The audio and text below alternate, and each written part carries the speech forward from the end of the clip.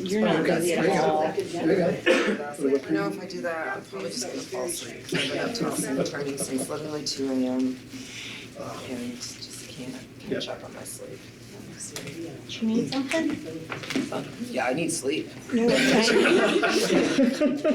Understood. I'm sorry, but since I've been sick, it's been.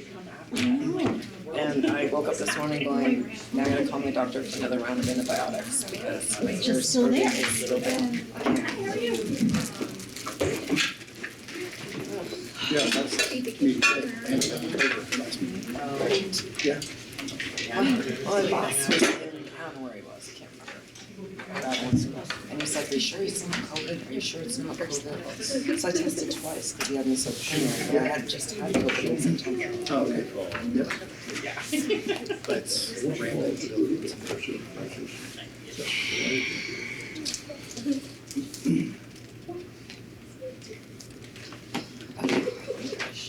Why is this happening? Daily guy right here. It just happens, it just turns off. And there's plenty of, I mean, it's fully charged, it's not, you know. Yeah, it's not because it's No, out of juice or anything. no, I can't share that.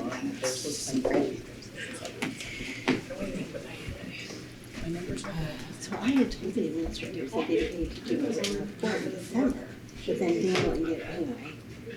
But the elementary ones, or I don't know that Dan did it. Need to volunteer you, but. Oh, no, that's what I'm here for.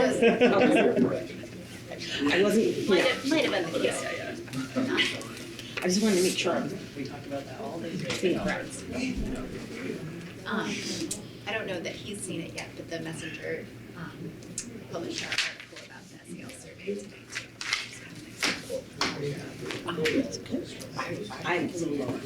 I need to know, I would like to know. So the kids were at the school choir doing big dishes, which I can't have. So I just gave them cash donation. And they're like, you don't want any food? No, I'm just giving you money. That's what I usually do. I thought it was, one young man said, the reason why he was staying is because he stayed at the I'm like, I know, right? It's not like I wish I hadn't killed him back. She stayed at the council committee, but No, wait a minute.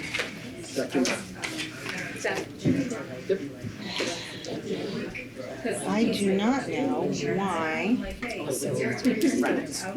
yes. Here, but goats are.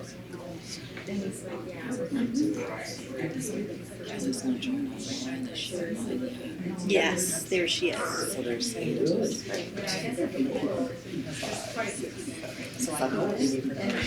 Eight, right.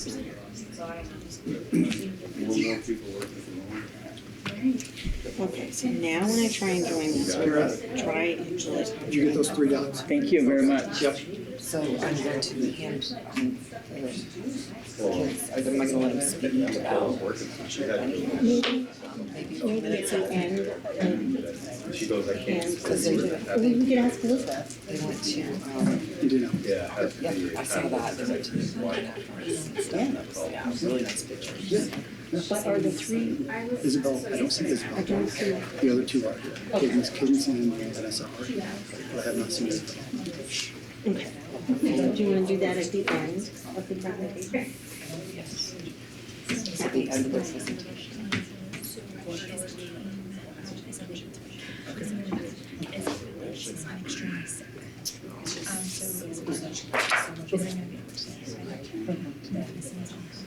She's also been at work, so we have to kind of We got A certificate, Jen's Okay. Okay. Thank you, Lizzie. All right.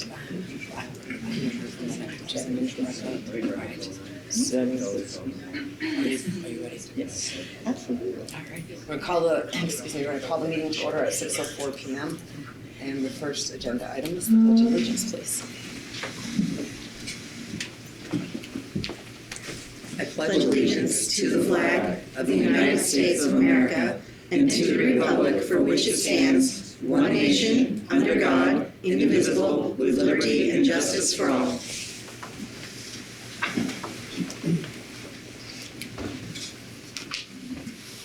Next agenda item is correspondence, visitors, and public comments.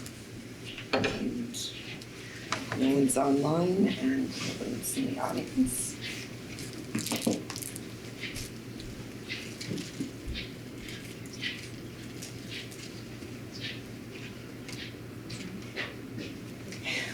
It's Reddick.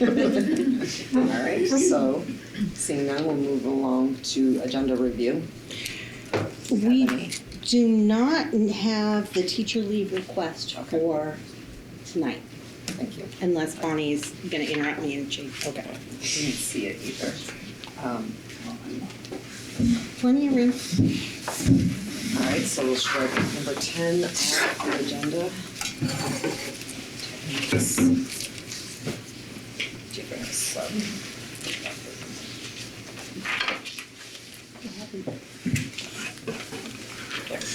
Agenda review, approval of minutes. Yep. So next on the agenda is the approval of minutes from November 28th. Would anybody like to make that motion? I have a question after you make the motion. I'll make a motion to approve the minutes from November 28th. No, second. All right, Peter's the first, Dawn is the second. And go ahead, Dawn. Sorry. When we were talking about the use of the sign, I suggested that Joyce Hickey check with Mr. Palmer to see if it'd be appropriate to honor our Teacher of the Year. And it didn't show up in the minutes. So I don't know if nothing happened or wasn't in the minutes or. I don't know whether Joyce reached out to Dan or not, Okay. Okay.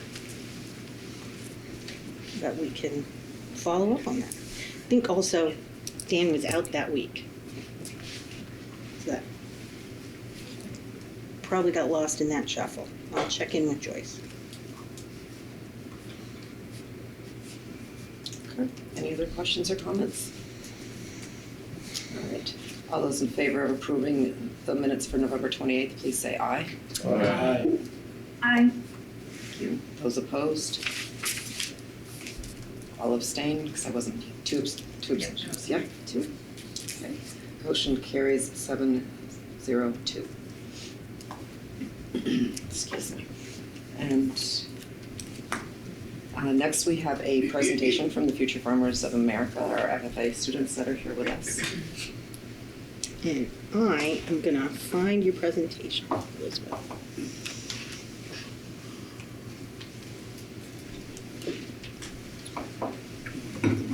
Yeah. I'm glad you give up one of my seats if one of the students wants to get here. Well, they have it all planned.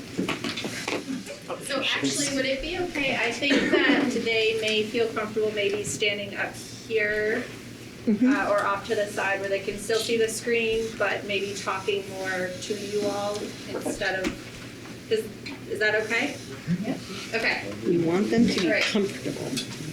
so, let's see, where would you guys feel most comfortable standing? Okay. So if you guys. So for those of you who don't know who I am, I'm Miss Sweet. I'm the animal science teacher and the FFA advisor. I'm in year 2 of teaching. I've been a part of FFA since I was at MVU. I was part of our chapter, and then I moved on to state, and I currently still hold the state chairperson for our Vermont Foundation. So I've been involved with FFA since I was a sophomore in high school. The individuals that were chosen this year to go out to nationals with all of your guys' support, some of the things that they had to do in order to be chosen, they had to submit a letter of interest saying why they were interested in attending nationals other than wanting to just go on a trip. They had to state what they felt FFA would do for them. And then part of the agreement was that they agreed to be part of our chapter officer team. So these folks are also serving our chapter. There are officers, they meet once a week for about an hour, and they talk about agenda items, and we're implementing Parley Pro procedures and talking about the financial portion of it. So our treasurer keeps track of all of the balances that we have at the district office. They keep track of the money that goes in and out. So they've held a really important role. I would say that speaking in front of people is not something that a lot of people are comfortable with. So some of them are extremely nervous, and that's okay. They are used to me pushing them outside of their comfort zone times 1,000. So this is no different, but please just be patient with them. They've put together a beautiful slideshow, and they're gonna refer to that the majority of the time that they're talking to, so they don't lose what they want to tell you all. Okay, so Madison, you're first up. Hi, my name is Madison. I'm a sophomore. I take Mr. Maishi's Animal Science 1 class. So I went on this trip because I really, really like animals and I want to become a vet one day. And it's also a reason why I chose my workshop, which was Army Vet Careers, because my mom and uncle were in the Army and I wanted to do that. But I don't really like all the stuff that has to do with the Army instead of more the medical side and stuff like that. I was gonna go to a couple leadership ones, but we ran out of time because it would better help me focus on how to be a better leader and stuff. My main takeaway of the trip was there's more than the little place we live in. We met everybody from all 50 states, which was really, really cool. We met people from Puerto Rico, Hawaii, stuff like that. And there's more in the agricultural field than just becoming a farmer. You can do you could become a vet, you could become a bunch of different stuff and still have something to do with agriculture. There's a lot of opportunities for people like me who to deal with animals and medical at the same time. The world is way bigger than we know that's here. My favorite event was probably the sessions because it was just so cool walking in and seeing all the blue coats around. That was probably my favorite part. Just because when we got off the plane and we were walking to the city, there was just blue coats everywhere. It's the FFA took over the city. It did take over the city. And it was so easy to get lost. We all grabbed onto the back of each other's jackets and walked as a train through. It was really easy to get lost. But it was the coolest part was the dance party that they had every morning, half an hour before. Everybody would come down, and some people got to go up on stage. There was a band, a chorus, a DJ. It was just all super cool. The energy was really there. Yeah. So just to put it into perspective, Nationals reached a record this year of over 73,000 FFA members in one location. So when they say that there was a sea of Blue Jackets taking over Indianapolis, that's exactly what was happening. All right. And then these are some of Madison's pictures. Do you want to talk a little bit about your last picture of California kids? So we were in the airport waiting to go to what was our company? We were coming home. Yeah, we were coming home we were in Indianapolis, and we were on our way to Chicago. When we were waiting, we met these bunch of California kids, and they were like, "You guys want to do this dance with us?" It was the church class. Mm-hmm. And me, Cadence, and Izzy jumped in and learned how to do it. So we made a TikTok and stuff with them, and it was pretty cool. I have somebody else that's from California. I got to know her during a bunch of events we did. She always ended up in my group, so it was just cool. We got to know them and stuff.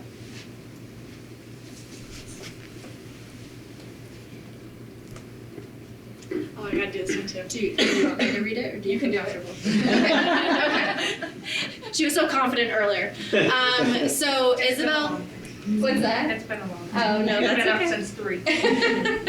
So Isabel Kane was another one of the individuals who went to nationals. It was a little bit different for her because she was one of the 3 that competed on our equine evaluation team, which was a little bit more intense than the other individuals who went for the experience and to take it all in. So this is what Izzy said about her experience for the trip.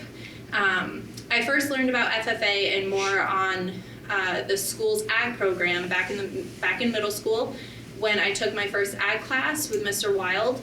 I then moved to Intro to Animal Science with Miss B, and I've been in ag classes ever since. I love the types of projects and work we do to fit students' learning styles.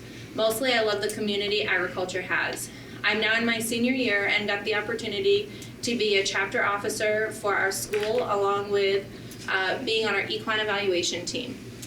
The writing gets smaller as you get older, huh?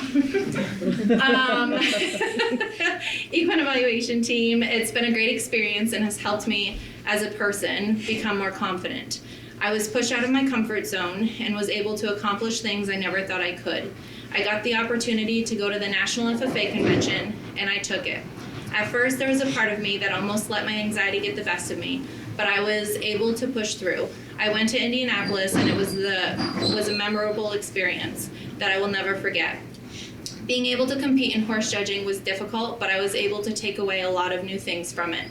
My favorite part about equine judging was our team activity where myself, Vanessa, and Cadence worked as a team on 4 different tests with questions. At the end, we had to come up with a presentation all together for basic horse care for a first-time owner. We all agreed discussing about animal welfare, and we felt very confident doing our presentation. It was great team bonding. We went to FFA sessions in the morning, and that was one of the best times during the trip. People piled up on the floor for the first 30 minutes, and we had dance parties. It was great to see a bunch of people from other different states all come together. Watching the streets of Indianapolis filled with blue jackets was unreal and looked crazy. Everyone fit in and everyone had a part in the convention. It was very welcoming. I took away a lot from going to nationals, and I'm so thankful for Miss Sweet for encouraging me to attend the trip, which was an outstanding experience with lots of takeaways. So that was Izzy's, and these are the pictures that Izzy was able to capture.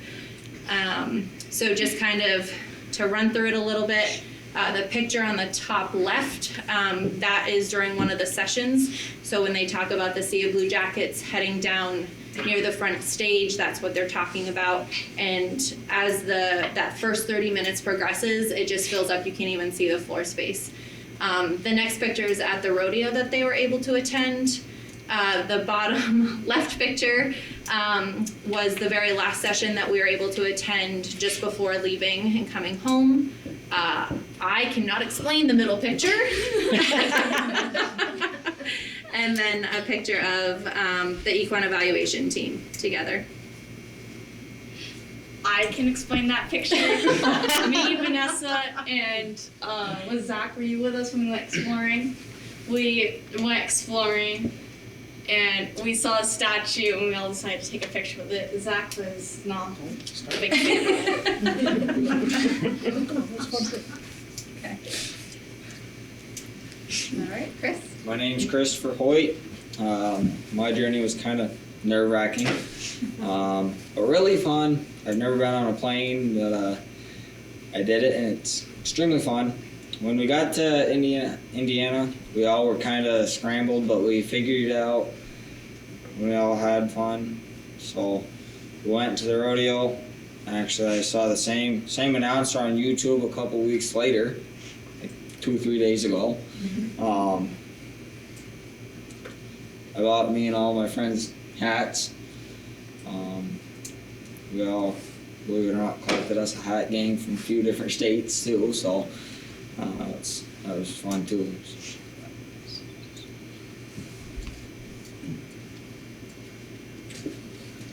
Do you want to explain some of your pictures? So I didn't have too many pictures, quite honestly. I tried to upload a couple of videos. For some reason, they didn't send my email. That's all right. I got some pictures. The top left, you can't really see it too well, but it's a whole bunch of fields out there as we were flying over to go and land. Second to the right, we actually were doing, I can't remember. I think it was the Elanco tour. Yeah, I believe so. Yeah, Elanco tour. And then same with the third to the right. And then the far picture to the right was while we were up above the clouds. So that was pretty cool. I've actually been thinking of getting my pilot's license for quite a while, just haven't happened yet. So, the bottom pictures at the airport. I actually got to send those to him. So he's the one that asked for them. So that's why I got that picture there.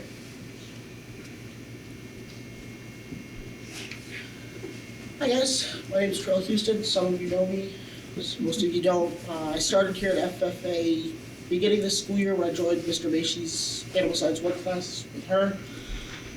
I heard about nationals through Miss Sweet and heard her over talking it, and I thought that might be fun, so I talked to my parents. We all decided it was a good idea since decades. So I was appointed sentinel after I wrote my letter, and we woke up at 3 a.m. just to go down all the way down to Burlington, where we took off. I also went on the tour of Elanco, and I thought it was pretty cool to see a lot of the stuff they were doing and animals, how they make animal medicine. You know, I did kind of think they maybe ought to have tested some of their products with the food and that kind of thing. I like a lot of technology, so I thought it was pretty cool to see self-driving tractors, stuff like that. A lot of the computer technology they're putting in tractors today I think is pretty cool. My main takeaway was that ag is always changing, and so we should change with it, not stay in some old ways like some people do. Yeah, that's me.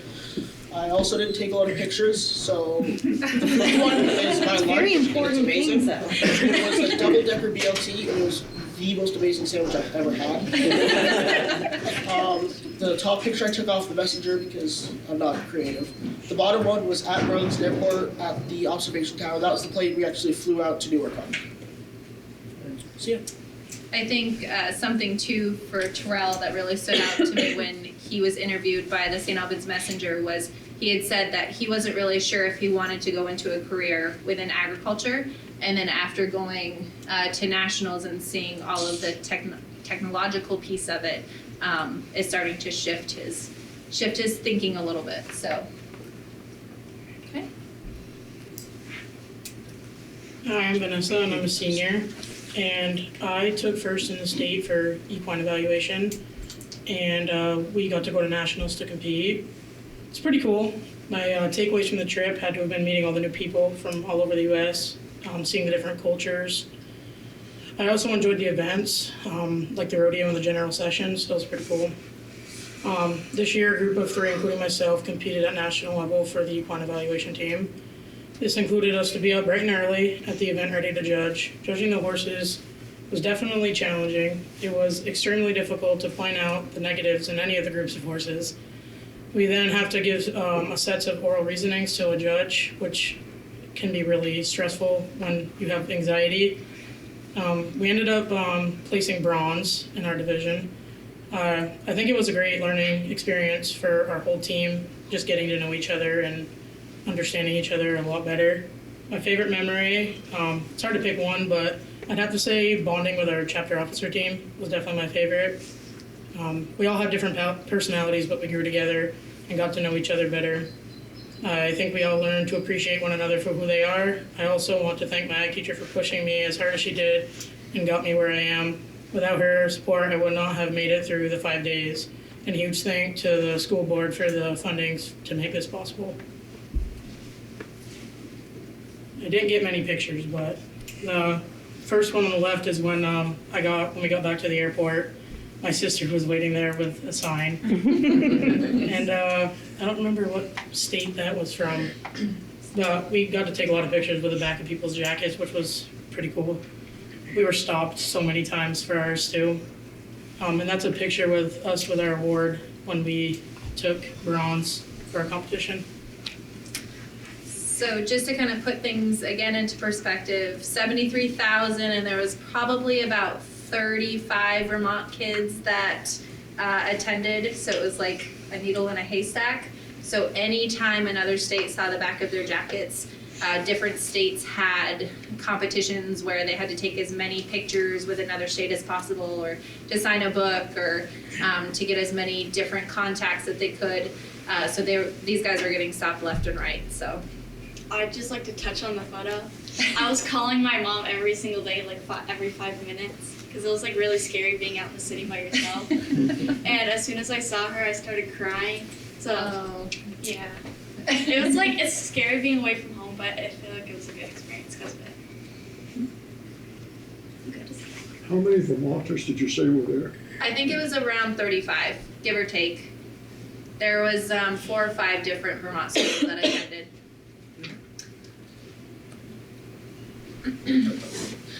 So my name is Zach. I'm a freshman, and I'm in Mr. Godin's Intro to Ag class, and I'm also the treasurer. So the workshop that I decided to do was the Army Veterinary Career Workshop.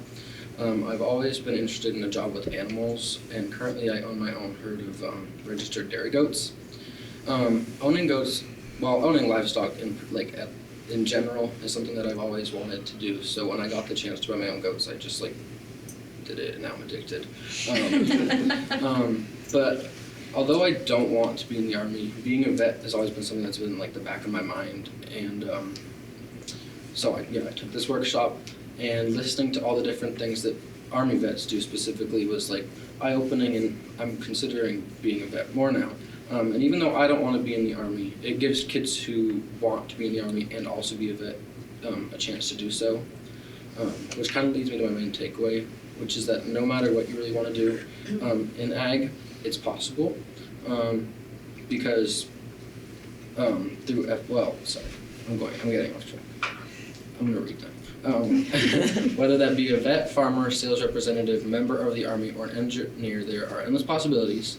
We got the chance to listen to a lady who was an FFA member in her youth and is a sales representative for Elanco, which was the animal pharmaceutical company that we got to go tour, and they produce medicines and vaccines for pets and livestock, and she advocates for animals and their health. And she said that through FFA she's been able to take part in her 2 favorite things, which are getting to play with dogs every day and helping their owners and vets give them the best possible care. And then my favorite memory / activity was actually the community service. So in our group, students were split into 3 groups, and mine was faced with the task of cutting down invasive plants on this 150-acre lot.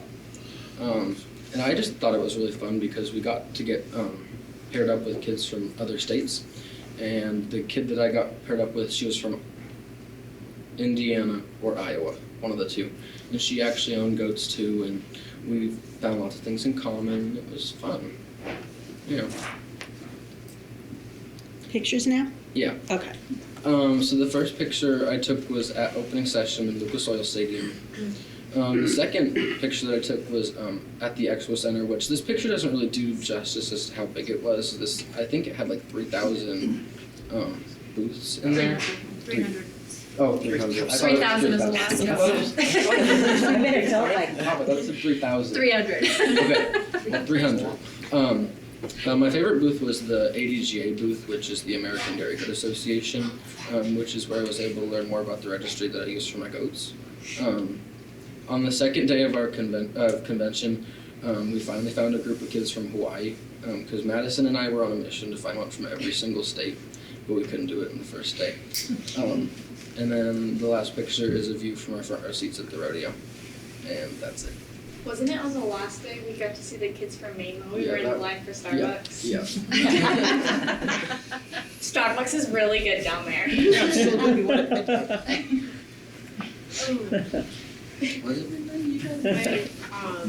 My name is Cadence Richard. I'm a junior. I do not currently take an ag class, but I did last. I was on the equine judging team, and we placed bronze. I thought that the trip overall was filled with great memories and really good experiences. We met a lot of new people that were interested in the same thing, and I thought just the energy and getting to meet everyone new, lots of friends. And it was just a really great experience overall. Although flying was really scary, it was my first time. I think that was one of the parts that was the scariest. I wasn't expecting the equine judging to be as hard as it was, but it was actually a lot harder than I expected. But overall, I feel like we all did really good. It was really hard to find which horses to place at the bottom and which to place at the top because they were all really good. And I think that some of my favorite memories would have to be when we all went to the mall at one point. That was really cool. Also, just getting to see all of the jackets in the morning when we all went to the opening ceremony was really cool because you never really see that many blue jackets in one place. And like Madison said, it was like just a sea. It was really great.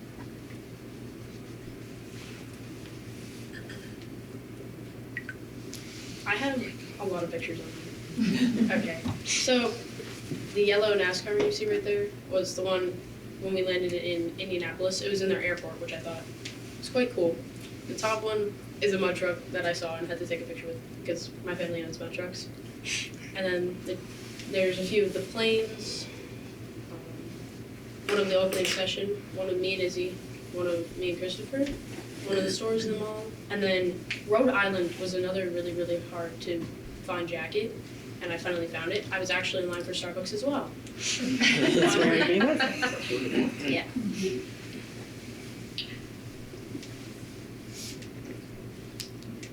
Oh, that's the last one. That is the last one. So all of these individuals worked extremely hard throughout the week, even the ones who were there for the experience. Everybody was getting up. I don't think anybody slept in past 7:30 the entire time we were there. Not on the last day. Okay. Because me and All right. Vanessa slept like all morning. But they were getting up. It was really testing their ability to handle different personalities and be able to have appropriate conversations and Two beds, 3 people. what professionalism looked like. But they also got a chance to get hands-on in the industry outside of what we offer here in Franklin County. One of the other requirements, if they were chosen to go to nationals, was they had to participate in community service, other than the 3 individuals that did the equine evaluation. And they seemed to have a lot of fun. I would say that when the group of 5 came back, they were really they just had a different energy about them. You know, you first tell high school students that they have to do community service, and they're like, okay, cool. And then when they came back, they were talking about the different people that they met and was grouped with, and then the task that they were involved with. So I'm just super impressed about their growth, and the anxiousness when we got to the airport was real high, and we got through and we got home. So it was a great experience for all of them. And we have you all to thank for that. So we are very appreciative for this experience and allowing them to participate. Because of your support, we are able to bring the 8 students instead of just the 3 who qualified. And I know I shared this last year when we did the presentation, but like 90% of the members that attend nationals go for the experience. They're not actually competing.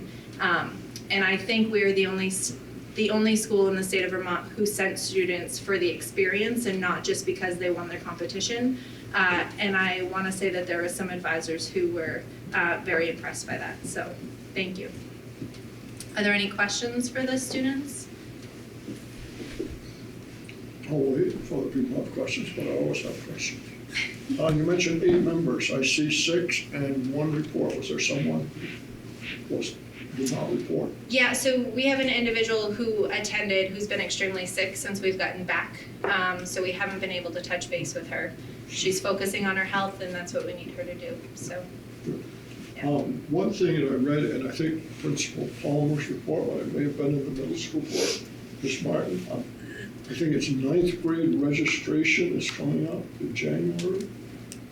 And as I was reading that, thinking of this, I thought, I'm going to challenge these students to work with Mr. Palmer and Ms. Martin and share with these incoming 9th graders what it's all about to get involved in agriculture and FFA. Now, whether you do it or not will be up to the administrators, but I just thought, tonight is kind of talking to adults, but talking to 8th graders, it's going to be exciting. It's going to be a little challenging, but Now, tell them about the opportunities you had and try to get them to come to the ag program. It's a great idea. I have a question. Can you raise your hand if you're not from Swanton, Highgate, or Franklin? Raise your hand. I'm from Shelby. I'm from Highgate, technically. I'm just curious. You don't have to share where you're from. I always kind of ask that question. And my next question is, raise your hand if your parents or guardians are involved in agriculture. Thank you. Good job. You all did well. My question is anybody no longer anxious about flying because you did this? I never was. That's an important outcome. I just wanted to go I'll be clear, I never was anxious about flying. It's still scary to this day. Were you all grouped together, close to each other on the airplane, or were you scattered throughout? For the most part, they were grouped together. There was one flight where purchasing tickets, it was very scattered, but for the most part, they were together. I tried to make sure that first-time flyers were grouped with either an adult or someone who has flown before. Anyone get bumped up to first class? No. I'm really hoping for that. I bet Cadence tried. No more first class. Cadence slept the whole Ah. time. To be fair, I was really scared. No, I just want to say, it's not really a question, but if you hadn't told us that anybody was nervous, it didn't show. You guys are very good at public speaking and stepping up and sharing your story, and we really appreciate it. So, hope you carry that on. Thank you. Do you mind just twirling around just so I can see the back of your jackets? Just kind of. Oh, I know, right? Sharp. Wow. Now ask them how comfortable it is to wear corduroy. I was saying White shirt. that From the we should get, like, 1920s. nice ones. I think we should get like nice ones like that, but like it's a look. I get it. Yeah, white shirts, ties. You know, one thing that surprised me, I didn't see any of you with pins. And it's been a long time since I was in FFA. But it seemed to be getting pins was important at one point in time. It is important, and there are individuals in this group who have received their green hand but has to receive their pin, which is my fault. And what I noticed was for equine evaluation, when I participated, we got pins, and this year they got like medals that have to go on a chain. So I have to kind of research how that needs to be hung on their jacket. So, well, thank you so much, guys. We appreciate it. I forgot before you run away, we do have certificates, except for He's not here. Isabel. We'll get this to her. We'll get her certificate to her when she bills us. Like I said, Thank you.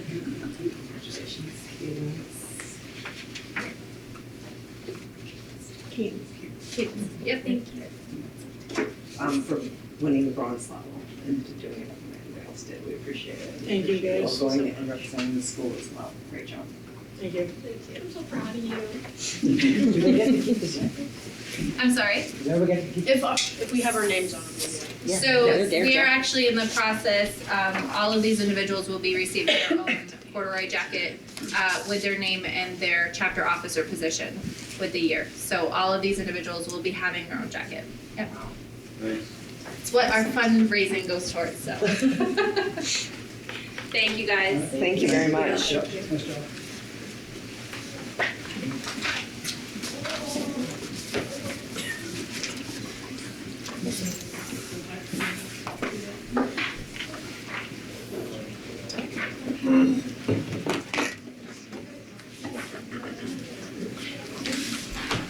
I can share it.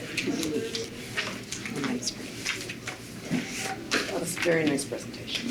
I liked that a lot. Yeah.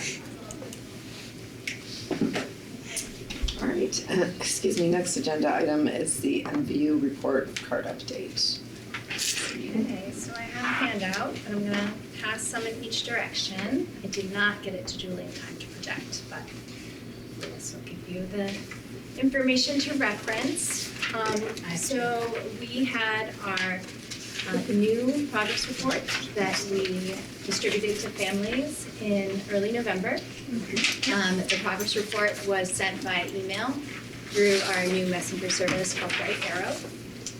And it included both an expanded key and attendance data for each class, which was not present on the previous report. In the weeks prior to sending out the progress report, we made sure to post on Facebook a notification asking families to update their contact information and also request paper copies if needed, but we didn't receive any paper copy requests. We did a test run the week that we were sending them out, 2 days ahead of time. We sent the progress reports through Bright Arrow to the parents of students in the building who work in the building so that we could work through any sort of quirks that we ran into, and we ran into a couple, so it was a really good plan. Rusty Gregory is amazing and really helped us through the whole process, so that was his idea, and I'm glad that we did it. I ended up sending 3 times to one parent, and then we figured out that we needed to do something specific around a mail merge with names so that families knew which siblings report they had received. So it was really good to do a test run. So we sent the progress reports through an encrypted PDF, and parents had to enter their student's date of birth in order to open the report. That was something that we did to provide a little additional security. We asked teachers to provide comments for the first time in a long time on progress reports, and that ask was done right before, it was like a week before we sent them out. So it was a big ask right before they went out. So we gave the direction to teachers to prioritize families where they had not met with the family during parent conferences, because parent conferences had happened just a few weeks previous. So they made sure to comment for students that they hadn't yet met with the families. We're going to review the expectations for providing comments ahead of the report cards at the semester break. So this particular report that we sent out included all the standards that had been assessed for the year. That was not our intent. We had hoped to do something that was a little bit more streamlined, but we had run into some technical errors, which we have figured out for the next run. It wasn't too much of an issue this round because it was early in the year, so the number of standards assessed was still pretty limited. But if we ran a report with all of the standards assessed by the end of the year, it would be quite overwhelming. So it will be the critical proficiency categories, which are those broader buckets for each class. So for example, in an English class, a high school student would have their overall course grade plus their scores for the category of reading, writing, speaking and listening, and research, but not the specific substandards underneath. All of the data for those specific substandards are still available to parents in PowerSchool, so they can access that information. It just wouldn't be on the progress report. And then in October, we sent a video to students during advisory, which teacher advisors showed to their groups that gave them information about how habits of work were being factored into the grade, and also how they can access their grades during PowerSchool. And it walked through the different steps to do that. Many of our students log into PowerSchool all the time to check things. Many other of our students do not log into PowerSchool, so it's good to give them that information. But there are a lot of features within PowerSchool that have to be highlighted for folks to understand what's there. There's a lot of information, but sometimes it's not intuitive about where to find it. Some of the things that or some of the outcomes, the feedback that we received out of the entire school, so it was middle school and high school progress reports that were sent, we had 8 parents that responded that they had trouble opening the file. So I think that's a pretty small number. We're excited about. We, of course, want everybody to open the file, but 8 is a very small number. And half of those parents were able to figure it out before I got back to them. So by the time I called back, they had opened the file. And we offered a mailing option or an unencrypted PDF for the remaining parents. We did hear from a handful of families that they were pleased with the formatting changes that we had seen. I had one parent who asked if progress reports could be better timed with family conferences. We haven't really talked about that yet, but that was one piece of feedback. And then we'll be sending the semester 1 report cards the week of January 29th. We're getting closer to the end of the first semester. Initially, we had planned that that would be a paper mailing. I will say that this went perhaps more smoothly than we expected electronically and saved a lot of human resources and paper and the cost of mailing. So we may discuss what the winter distribution will be. Are there any questions I can answer about the progress reports? Did you? Sorry. Go ahead. Did you get any feedback from parents that didn't understand any of the progress report parts to, or had any? The only questions I got were regarding how to open the file. But other than that, I didn't really have any feedback about understanding the information that was on the progress report. And also, when you did the October 17th to the students, did they have any good responses, bad response? What were their responses to it to know what they needed to do? Yeah, it's, there were probably 25 classrooms where the video is happening at the same time. I think that it's something that's probably going to need to become an annual occurrence. And I think that's a good suggestion that we can figure out how to get some feedback from students after that as well. Did any teachers say specifically if any kids had any difficulty understanding what I didn't was hear anything like that. Mine was similar. I actually had the same thing about feedback from the high school students. But related to that, is that video going to be shown to the middle school students? Because like my sons cannot tell me how to get a 4 or how those habits of work are being factored in. Right, so we would need to make a new video because there are some slight changes between middle school and high school. The habits of work are reported separately at the middle school level. We can do that, and I can coordinate with Christy about how that can happen. Does the messaging system have tracking in it so you know if any were unopened? It does. We did not do that level of scrutiny. We probably should.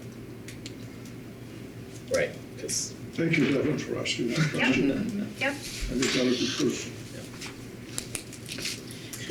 We do get, if it's not delivered, so if there was something wrong with, how the email address was in there, or if it was, when I send out communications, sometimes it's blocked. I'm like, just so you know, you're blocking us, which is always an oversight, right? Like it's always a mistake.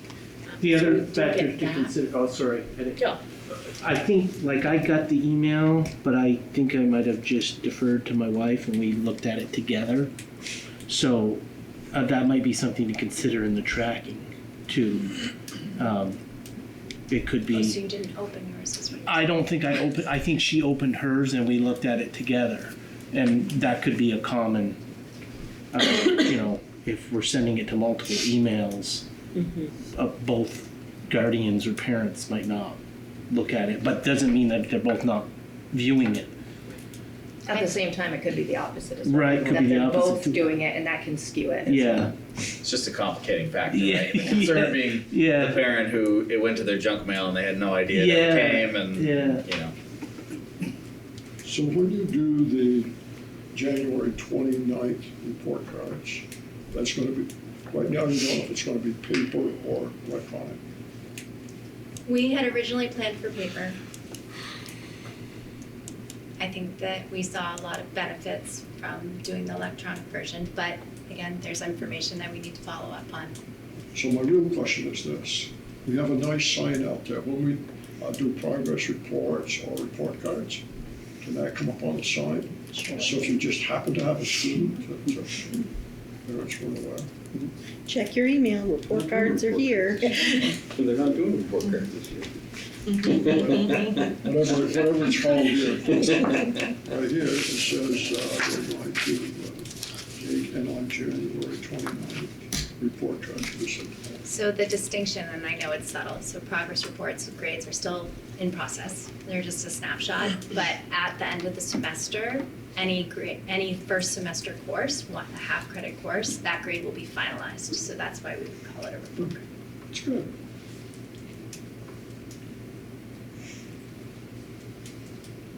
Any other questions or comments? Do we have, like when we talk about hearing feedback, and so far and historically when we've asked questions, it's all been very anecdotal. Is there something that we can do to actually gather data instead of just saying, well, I've heard this or I haven't heard this? Is there something that we can do to, again, just gather hard facts so that we can look at the rollout and how it's being received, as well as, like Devin said, monitoring percentage of delivered, open, clicks, all of that. Are you envisioning something like a survey? For feedback on the reports themselves, yeah. And then I guess I think we probably will going forward just because it was just raised, but knowing that these are metrics we should be looking at, and to Toby's point, okay, well, we've got 4 adults who are all connected to these 2 students who are, siblings, and what can we do, even if it's just acknowledging the fact that, yes, this is going to impact what the numbers look like, and being aware of that. So when you send out a message in Bright Arrow, you can go in and see how many were delivered, how many were opened, how many were blocked, how many, you can get all that. That is not hard to do. Analyzing that is a little trickier, but also not impossible. I know last year when we were having the 6th grade visitation night, I did send out a Google form to people and ask them, what are some of the questions you would like to know about? I want to make sure you're getting the information you want. And there was very limited participation in that. And so I think that that's possible, right? It would be easy to do even a couple questions on a Google form. I think that, really talking about it in other places to try to get participation high on those things, because, it takes time. And even sometimes when you're like, I'm just gonna ask 3 questions, right? Not everybody clicks on that. Before we sent progress reports, I did send a middle school communication to parents and asked anyone to just, email me back if they had any feedback. And I got a small handful of comments back. So I think that there's different ways to try to gather some information, and that's would be important to do in maybe lots of different ways. Yep. And some might be anecdotal, but we might be able to get some. Right, and anecdotal is important. Yeah. It's just, when we have community members who are asking questions about the grading system and the report cards and the progress reports, it's difficult to respond with something that is purely anecdotal. Yeah. So that's where I'm coming from is, for all of this, it doesn't come as a surprise to anybody that I'm talking about this. But like getting data about why we're doing what we're doing and consistently reevaluating our decisions to ensure that those decisions are still the best decisions. And so I know the decision to go proficiency grading was made, 6 or so years ago, pre-merger, pre-COVID, and it's something that I feel we would be remiss as a board and doing a disservice to the students if we're not looking at it, okay, 6 years on, we've had a class go through fully, what does this look like? Is this still best practice? and hearing from proponents of both proficiency grading as well as traditional. And just, again, bringing the data and making sure that we're still doing right by our students. We might be able to put a QR code at the end of the report card, which is linked to like a Google form that people could, if you asked a couple of questions, just say provide feedback here. Yeah. That would click and be able to gather some data that way. Yeah, that'd be great. Julie, do we have on our schedule a discussion specifically about that at some point by the end of the year? We had not discussed having a board, the board had not directed us to have a discussion about proficiency grading and the pros and cons of it. Do we have That decision happened many years ago and came out of the school improvement efforts, so. And is there an update coming for the report cards again in January, February? And there can be, I think, well, I don't want to speak for Julie or for the board. I wonder if there are two things that are being asked about here. I think that the reporting system and then the decisions about how we grade are not exactly the same. They're definitely related, and I'm not sure about which conversation you're curious about. Let's just see what we have scheduled for the year. I would think that maybe a further discussion like at the end of the year, when we've kind of seen how the whole year has gone and some of the improvements that have been made to the reporting system and a lot of the work that's gone in, and maybe look at that at the end of the year. Well, I think that addresses the reporting issue, not the grading issue. Reporting at the end of this year, not the calendar year, the school year. So Jim. And, to Jen's point, I think that addresses one issue, but not the other.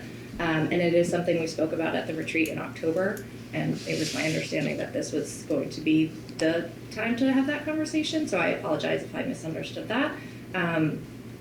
But I do feel like it's something that is important and should be discussed. That said, I also I'm one board member. I would just like the chance to discuss that, as we said we would during the retreat.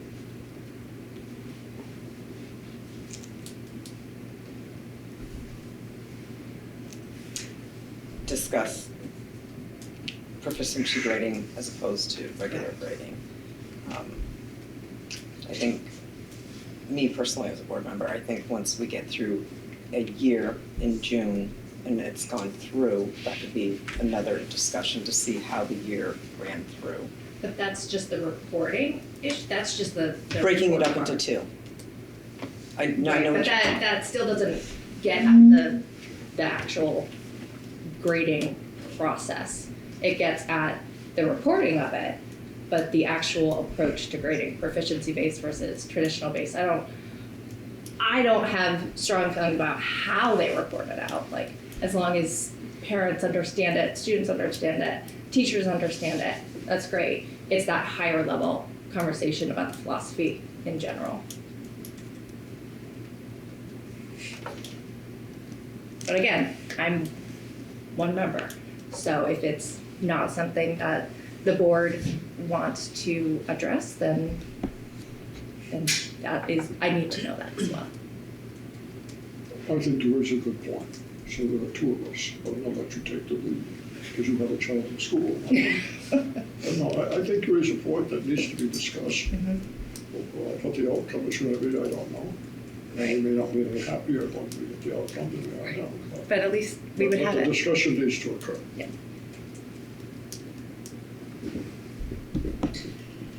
And I want to commend you people, Eric and Jen and Chris and Mark. A lot of work here. I can't even imagine as a program administrator trying to tackle something like this with all the other stuff that goes on a daily basis. So stick with it.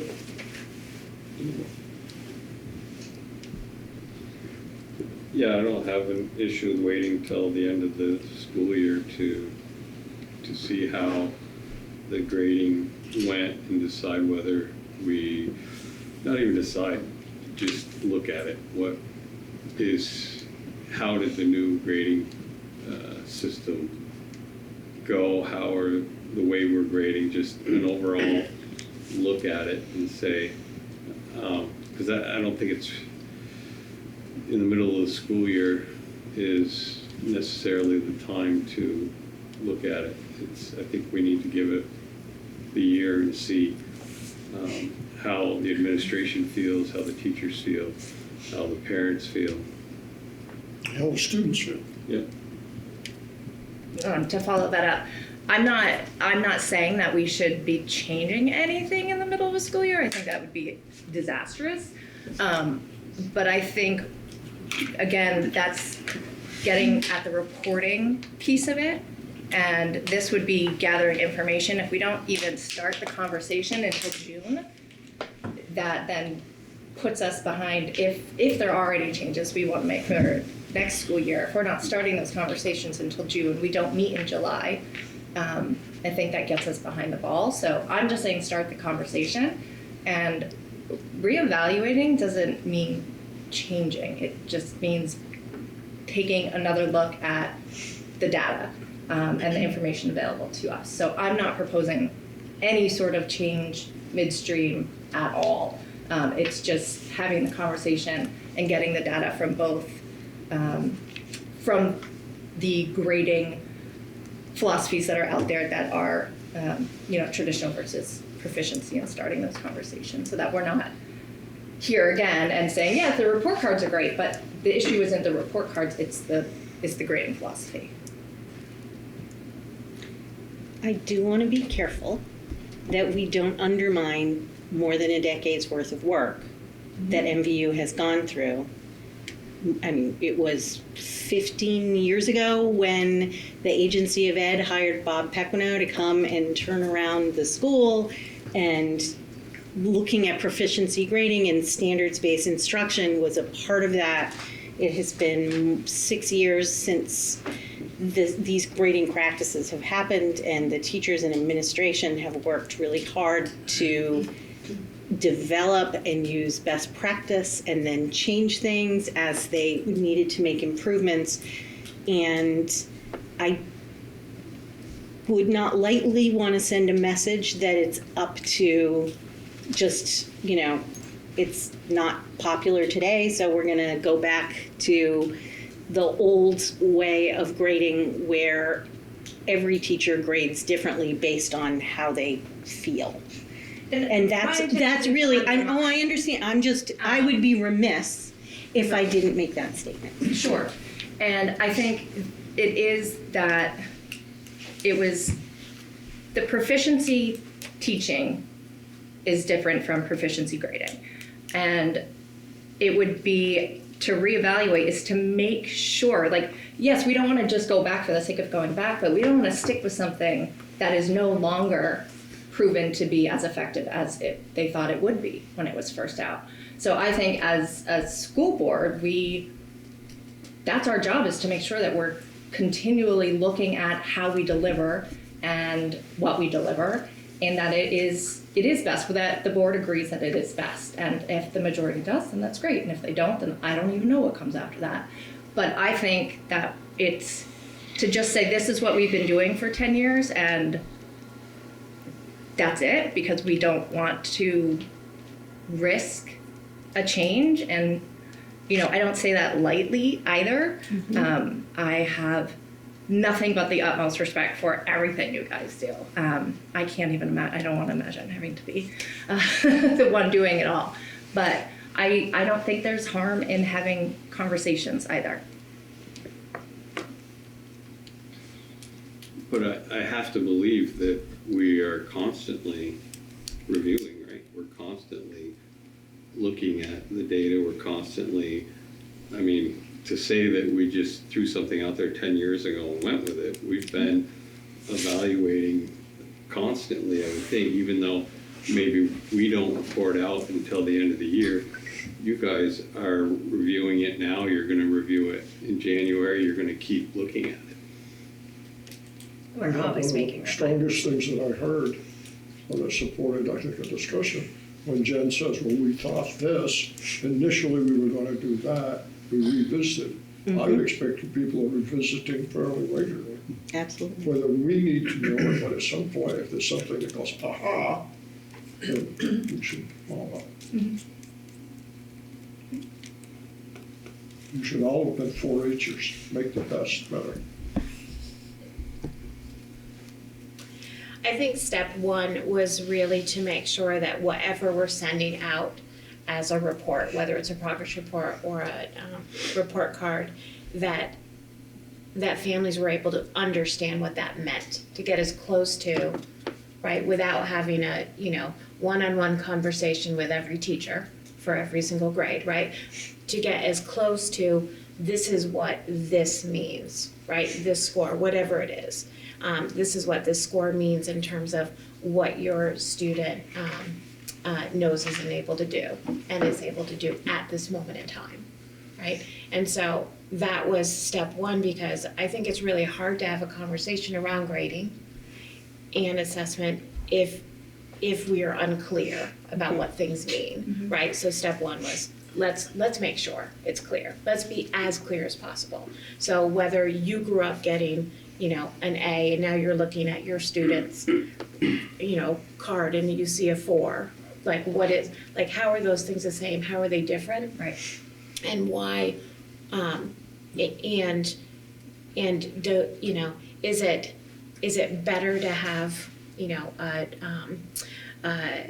critical proficiency, so you're like, okay, so this 4 is on this, right? So in English, right? Reading, writing, research, and communication, right? My grade was whatever it was, an A, let's say, sometimes, in English.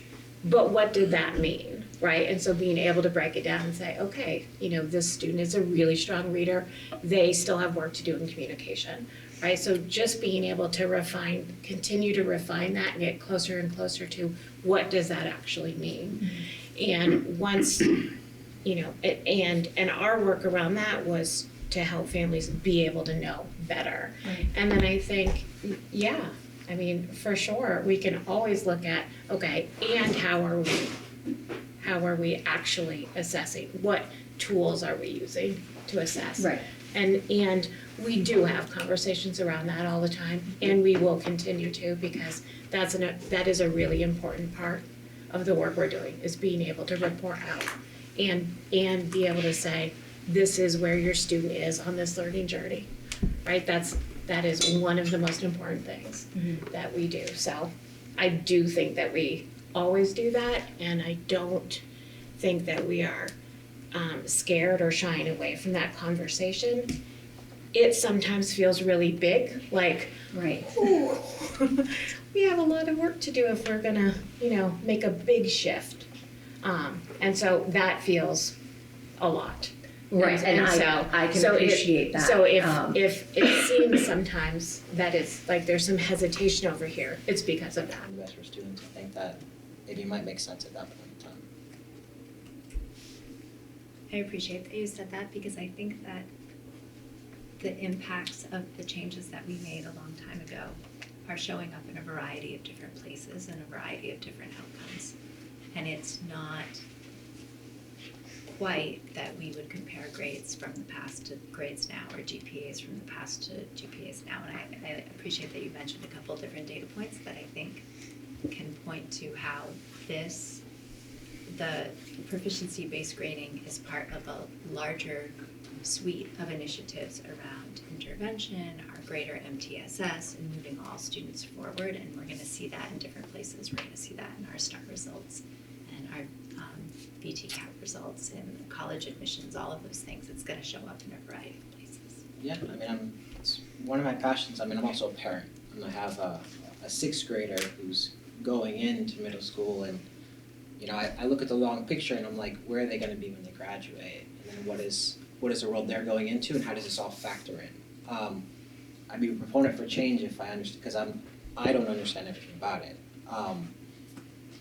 But I do know what I want the end result to be, and that's how can we set them up. And so if there was a radical change that felt beneficiary, I think there's enough brilliant people here, we would come to that. I'm also not shy to have the discussion at some point when it feels like it's gonna serve us best.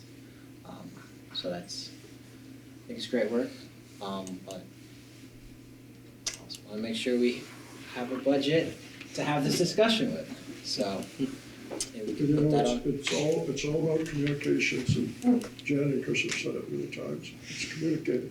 I'm sitting here thinking, you're talking about sending these out electronically.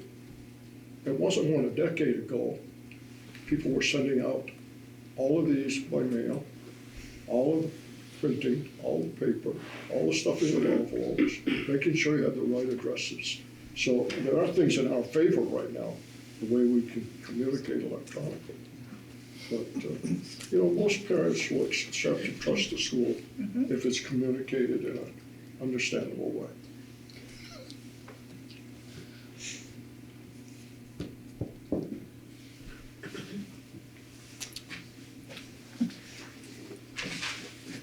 Okay. Thank you, Jen and Christie, appreciate that. And then next we have student engagement board update, Dan. Did you want to do Christie's piece first? Or did you have something? Oh, yeah, yes, please. I'm sorry, Christie. That's okay. And I was looking at you while I was reading the. I didn't prepare anything to share. This is part of our just a have a conversation. discussion. Yeah. One of the things that we, or at least I'll just speak from my own experience, joining the middle school last year, one of the kind of hallmarks of a middle school program is always there's lots of work around building relationships, right? Students building relationships with teachers, students building relationships and refining relationships with one another. There's a lot of change that happens in middle school, for sure. There can be a lot of joy and excitement, and there can be a lot of conflict. And sometimes those all happen in, the same 10 minutes, right? It can be a roller coaster at times. One of the things that we have noticed post-COVID is some deterioration in students' ability to communicate with one another, especially around things that are bothering them, or things that they don't like, or things that they're struggling with. And there has been probably more conflict than maybe had been seen in the middle school or even high school in the past, right? Just kind of bubbles up a little more. There's lots of online conversations. It's a little harder for kids to talk to one another face to face and next to one another, and be able to kind of persist when someone is bothering them or not feeling the same way they are. And so we have seen, or at least I have seen, an increase in HHB situations. So lots of reports, not always necessarily lots of hazing, not really hazing, harassment and bullying, not necessarily always a lot more of those things, but certainly a lot of reporting. I'm sorry, is that what HHB is? Yes, hazing, harassment and bullying. Yeah, I will say that it's not hazing, right? I don't have any hazing. Very rarely do we have Very any rarely. hazing. Usually it's HHB and Yeah. R and retaliation. Yes. Sometimes in there. Yeah. But most commonly you just hear HHB. Yeah. Sorry, that's one of those, No. we deal with it so much that it's just like, Yeah. it's like anything else. So it's, Yeah. So we, a report comes in, and then it's quite a process to go through and investigate that. We're trying to kind of flip a bit and do some work on the front end. We always have, but more work on the front end of that, so that kids know right off the bat what hazing, harassment, and bullying is, what it looks like when it's happening and what they can do in order to avoid that, be an ally, and certainly if they need help to come and report that.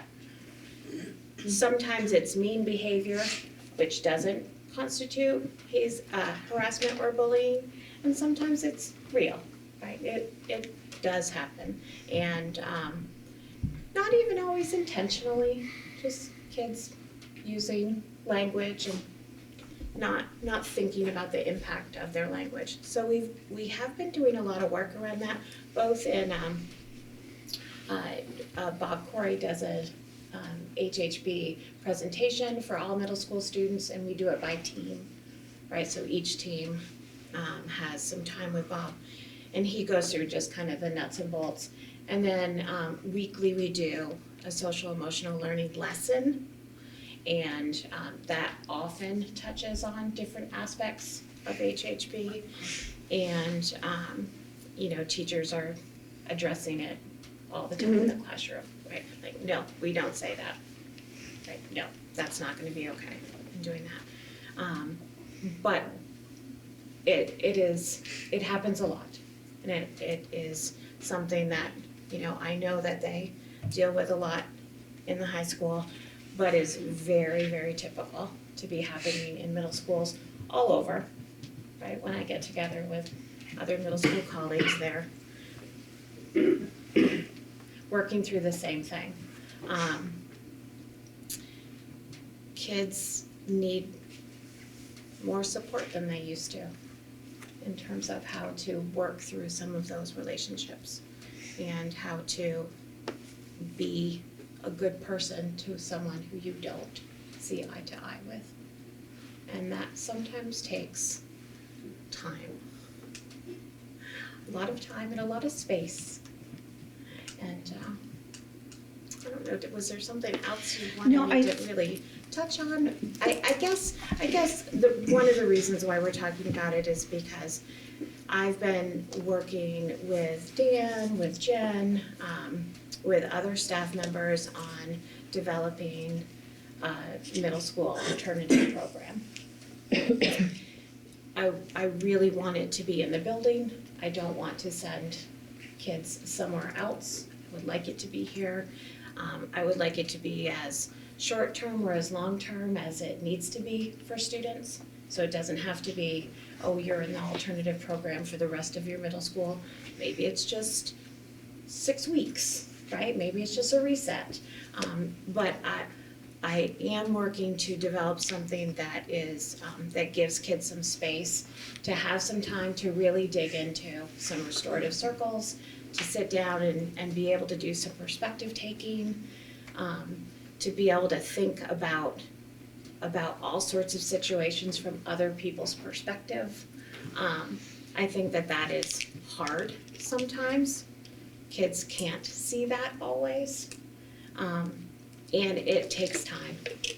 And it's not something that can easily happen in a 15-minute ELA class, right? And it's not something that's going to happen in a 25-minute homeroom either, right? So creating a space where kids would be able to get into that work a little bit more so that they can be more successful in their classrooms. Because if there's that much conflict, they're not focused on the learning that is supposed to be happening. And sometimes other people can't focus on the learning that's supposed to be happening, right? Including the teacher or other students. So it is something we've been working on. We started talking about it last year. We're really putting some things together this year, and I'm hoping that it's something that we can launch early second semester even, for a very small group of kids. But yeah. Is that, so an alternative program, is it like an additional course that they would be taking, or would it really take them out of all of their classes and they would? I think it can look different for different students. But I would say mostly it would be taking students out of their classes that they're in right now for a certain amount of time. And like I said, it might be a short amount of time, it might be the rest of the year, right? Depending on what that student really needs for work to get back, into a class. It's not, it would be doing something different, right? So they might be coming out of this math class, but there would be math happening in another way. Okay. It just would, perhaps be delivered differently. Smaller environment. Yeah. Yeah. I think the big thing is like, I think the big thing is like, we've struggled for years of having any kind of alternative program in the middle school. It was either you're in the classroom or you're headed to an alternative site somewhere else, costing the district money. There was no in between. And I think that this would provide a great opportunity, much like RISE does for us in high school, where it's an off-site, kids are there, most are there half day here, half day there. It's a smaller environment. A lot of kids with anxiety just need that smaller piece, but they're still working on math, they're still working on English, they're still working on their major stuff. And again, like Chrissy said, it could be many different things. It could be you're working on the same math, it's just in a smaller environment, quieter, more hands-on, whatever that may look like. And ensuring people get the support on the skills that they're lacking that are disrupting their education and other students' education. So it's double-sided there. So Dan, you kind of touched on it. Would you envision this program bringing some of those students who are currently in and out of district placement back to MVU in future years? And I think that'd be potentially, that might be able to happen. I think it depends on the kid and the situation and kind of why they're there. I haven't seen, being that I'm mainly focused on the high school now, I haven't seen like what the 6th grade numbers are or the 5th grade numbers are for out of district placements.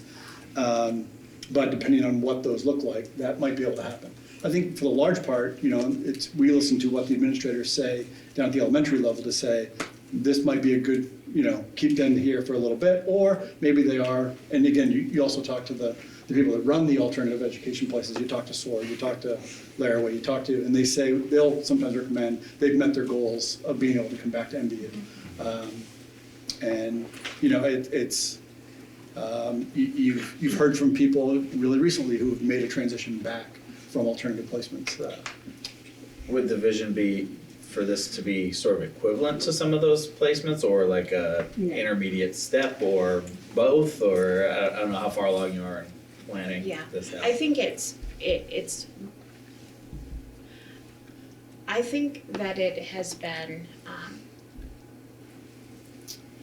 in my experience, there are students who we are working with in school right now that 10 years ago probably would already be in an alternative placement.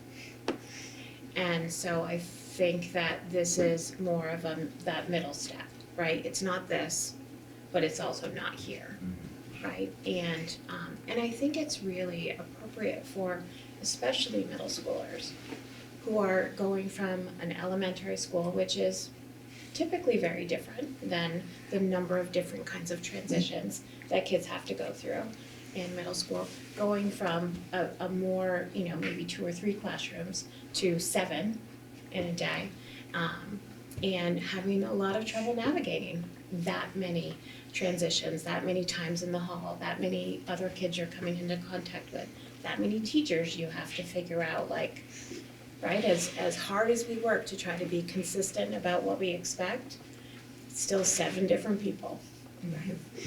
And so I think that helping to make a kid's world a little bit smaller and say, okay, we're gonna work on all these skills here in this smaller group, before we think about students going somewhere outside of our building.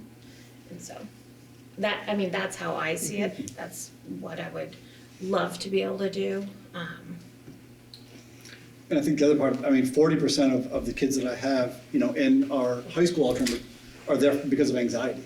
Just so many people, and that's one of the effects of COVID is they got so used to not being near people, and they're really They have some real anxiety about being next to a lot of people and being in a room with 8, 10, 20, 25 people. I mean, that just, and you just see it, and they're like, they're literally like, just can't wait to get to a small environment. And if you don't give them one, they will seek it out. So, you know, I have students who will show up and, you know, they'll be in my office and because they needed a quieter place without so many people in the way. Don? I guess first of all, I want to say, I think it's exciting, and from one board member's perspective, to have you aggressively pursue it. I come a little bit from where Devin's question is, but I've found that most students probably more successful when they're in where they call home, than they are when they're away. But I want to make a statement, probably I shouldn't, but based on my experience, I'd say, Chrissy, you saw 7th and 8th graders in Sheldon, 7th and 8th graders here. This is a much more challenging environment, right, for a student? I mean, it's a much bigger space and they have the opportunity to have many more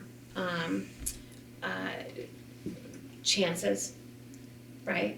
I mean, it's more opportunities. They have, you know. But you aren't queen and king of the hill here. No. You're the bottom No. of the heap. No, right. And, you know, and they, like I said, they see at least 7 different classrooms in a It's day. like the boy who had been on an airplane. Right. And it's great for kids who want all those experiences. Like, that's a fabulous opportunity that kids in Sheldon didn't have, right? And there's some kids that's just a lot for. It's a lot to ask of them. Good luck with it. Thank you. Would additional resource help? Yes. Absolutely. Thanks for asking. We're going to try to make some shifts this year using existing staff. And I think there might be some support, you know, district-wide that we're gonna just kind of, you know, take a little of. So we're making some shifts, but absolutely, right? I think that what's really important for any alternative program to have is access to a mental health counselor, whether it's a school counselor or you know, a mental health counselor specifically. And then someone who knows a little about interdisciplinary teaching and work. And so just thinking about moving forward, right? There's some specific skill sets that make sense for alternative programming. So there are potential discussions to add like position. They're already in we earmarked some funds for 2 professional staff, 1 in SWAN and 1 in MVU for alternative classroom support, not knowing exactly what that was going to look like, but we wanted to get some money into the budget. That was in your last draft in the notes. And the other thing too, I know that was part of the survey that we put out, was potentially like a middle school athletic director. No, elementary. As elementary? Yes, My I mistake. I just wonder something like that, because we know that maybe increase in like, specifically in your case, middle school, maybe more opportunities, especially with the anxiety and stuff, like. Getting kids out and active. Well, I just had the image of, what was it Party by Jake? Yes, The yeah. center we got, Yeah. right? And- Jake Steinfeld. Jake Steinfeld. Yeah. You know, like, it's anxious, it's more anxious for kids, there's more things, and just, I guess, more opportunities to just use that, right, as opposed to. I think that's what's exciting about being able to think about it in this building, is that there are lots of resources that kids are still going to be able to access, just maybe in a different way. So Tanya's been working with the team as well. We've been doing some consultation about the best practice and kinds of things, but I just really appreciated the team's desire to just think about, here's a problem that we have that's persisting and increasing. And some years it's in one grade and some years it's another, but it's typically in the 7, 8, 9 range, right? And how do we do something differently to solve the problem? Good luck. You're doing a good job. Thank you. It's exciting. I'm excited about it. It seems like this, I mean, we're here to teach, kids learn, and I really commend you. It's got to be the most difficult part of your job, I would imagine, that you have these obstacles with behavior that are not only inhibiting their learning, but other students' learning. So, but, and I'm reluctant to say this on air, but I'll say it anyways, but I think MVU has had a reputation in the past for having more problems, more of this type of behavioral problems than other schools. And I don't know if that's true or if it just has that reputation. Reputations come from something, but, and as you say, we know there is issues, there is a problem. I guess I would just like to understand, is this a bigger problem here than most schools? And it sounds like maybe smaller schools have less anxiety because there's less. So I've only been in Sheldon or here, and I would say that this was a struggle that Sheldon had as well. The numbers were smaller because the whole numbers were smaller.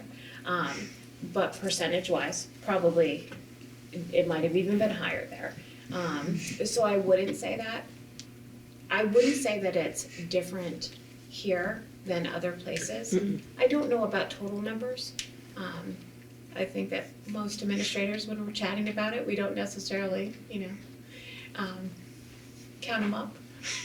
But I will say that if you talk to middle school administrators all over Vermont, they are suffering in the same way because all behavior is some form of communication, and figuring out what kids are trying to say to us is hard. Because if they knew, they would say it, and they don't, right? So you're just continuing to try to work through different, okay, if we change this, is that a little better or a little worse, right? And we continue to do that dance. And it's hard to pause other things in order to do that, right? So alternative programs can be a little bit of a pause, right? Let's figure it out over here in a smaller group with a more dedicated, with less distraction and less disruption, hopefully. So I don't know that I would say that it's, I would not say that it's worse here. I certainly would not say that. I definitely would not. I would definitely agree with that. And talking to other administrators in other places, everybody faces the same types of challenges. Kids are kids, no matter where you go. I would agree that, MVU's had that long-standing reputation, but I think that a lot of people have worked hard over the years to kind of change that narrative. But just really quickly, in regards to referrals, just FYI for this year, and we have asked Steve Messier to come in, I think the month of February, he's going to come in and kind of talk about some of the behavior data and where we're at.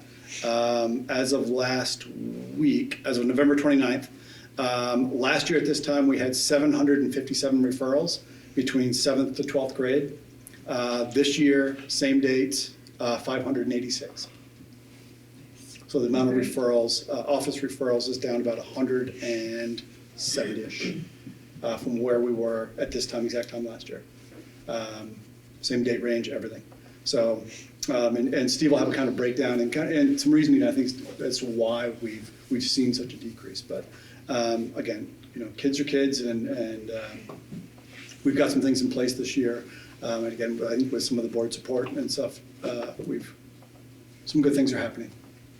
I would add that in today's Messenger, there's a short article about the climate survey that our students took in October, and a little comparison from the fall of last year in 2022. And students are self-reporting, feeling safer, feeling that teachers care about them at a much higher rate than they did a year ago. And so there's a brief article in the Messenger today, but I imagine that Steve will want to share that data as well when he comes in February. It's exciting data. It's great. And we continue to look at that data. Even today, this afternoon, we had a meeting where we were trying to kind of dig in a little deeper. Like these are the things kids are telling us. What does that actually mean? And so asking, going back and asking kids. So I know they've been taking some, one sentence kind of surveys, like when you said this, what did you mean by that? So when you said you felt safe or didn't feel safe in school, what kinds of things made you say that, right? So we could just get a little bit closer to what is it that we need to, shift and respond to in a way that we haven't done before. And so that's really exciting to really get down to. One of the questions is that they answer is rules are fair, right? And actually a lot of kids think the rules are fair, but a lot of them think that they aren't, right? So then what isn't fair? Like what rules aren't fair, right? And then when you hear from them, you're like, yeah, probably never gonna feel fair. Or, yeah, you know what, we could make a shift in that. That is something we could change. We didn't think about that, right? So. Peter, going back to your question, some schools do a better job about bragging about their achievements. I've worked with 5 different high schools over the years, and something has Julian started here, and I'm hoping the sign even helps us move ways. Some wonderful things happen here. When I moved to Swanton, John Rowell, John Edwards, people who had been affiliated with schools, they wanted me to go on the school board. And they said, we got good schools, but we get bad raps. Student can do the same thing in Swanton, and then go to St. Albans, Milton, South Burlington, and it'll be an MVU problem. The other people don't have problems. But we need to pat ourselves on the back, and I don't mean school board, I mean administration and teachers. And we need to brag about the achievements of our kids. The number of students that go on, not necessarily to Ivy League schools, go and get certification as a plumber, that's a pretty big achievement. So I think more and more, and it's hard to do with everything else you're doing, but we need to tell the story about how good our schools are. Because this is a good high school. And I've worked with some high schools both as an administrator but also as a consultant, who people thought were good schools, but when you got to the innards, there were a lot of cover-up going on. So I think we need to take pride in what we're doing, but we need to let people know how good it can be. And we also have to be honest with the public on things that aren't going wrong. Yeah, exactly. And this was one of those conversations that we wanted to have to talk about challenges that schools are facing and what kinds of things we're exploring to help. I will say we just spent 2 days in Lake Maury talking about school finance and challenges schools have, and mental health and behavior. Every single person from across the state, people are trying to build their own programs, figure out how to address the increasing. It's not more, it's both more kids, but then there's also a level of acute behavior that we're seeing that you might see 1 student or 2 students with, and now it's more. And that's a challenge for our system as a state. We keep talking about mental health needs and how schools are taking on more and more. When we look at our budget, which I hope we do soon, but that section of our budget, behavior supports, mental health supports, it's a large section, and people don't necessarily, if I even reflect on teaching when I started, and the kinds of students I worked with were acute students who had real challenges.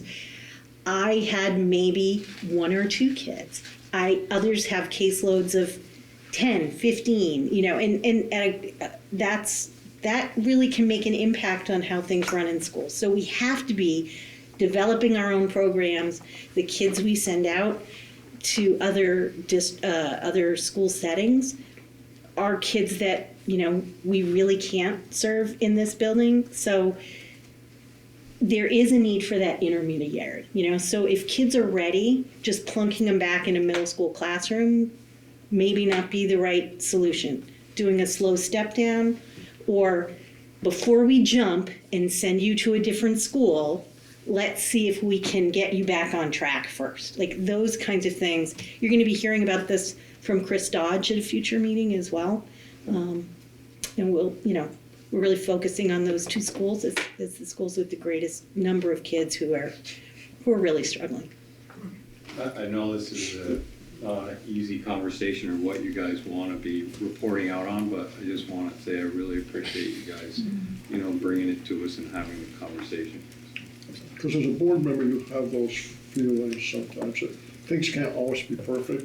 There's got to be some things that are really kind of, keeping you guys awake at night. So it's nice to hear what you hope to do. I also think it's important for the public to know, like, the challenges that you're facing and the support that we're going to need to try to build in to try to meet that demand, because it is growing and we all want the best, and so thank you for bringing that. Thank you. Okay, Dan. So I think there was a little while ago, Julie had mentioned that you guys may want like a student representative to the board. And so I'm just trying to get some clarification before I try to put that out there. Are you looking for like a student representative to the board, or are you kind of looking for like more students to come to meetings? I kind of throw that out to everybody and just to kind of figure out like just so I can help kind of figure out what you guys need and to find a student. I know in the past that a couple years ago, there was a student that came, but they were just kind of selected and said, you're coming, when they only came to like a meeting or two. They weren't here very often. So I'm just trying to help figure out like what is it that you guys would like so I can help. If you want more students, I mean, we can have more kind of student presentations, more students coming, or if you just want a dedicated person, we can do more students and a dedicated person. Or a student leadership group that comes and reports periodically on some things. That might be. That's something that we talked about with Crossroads, in connection with Crossroads, and so.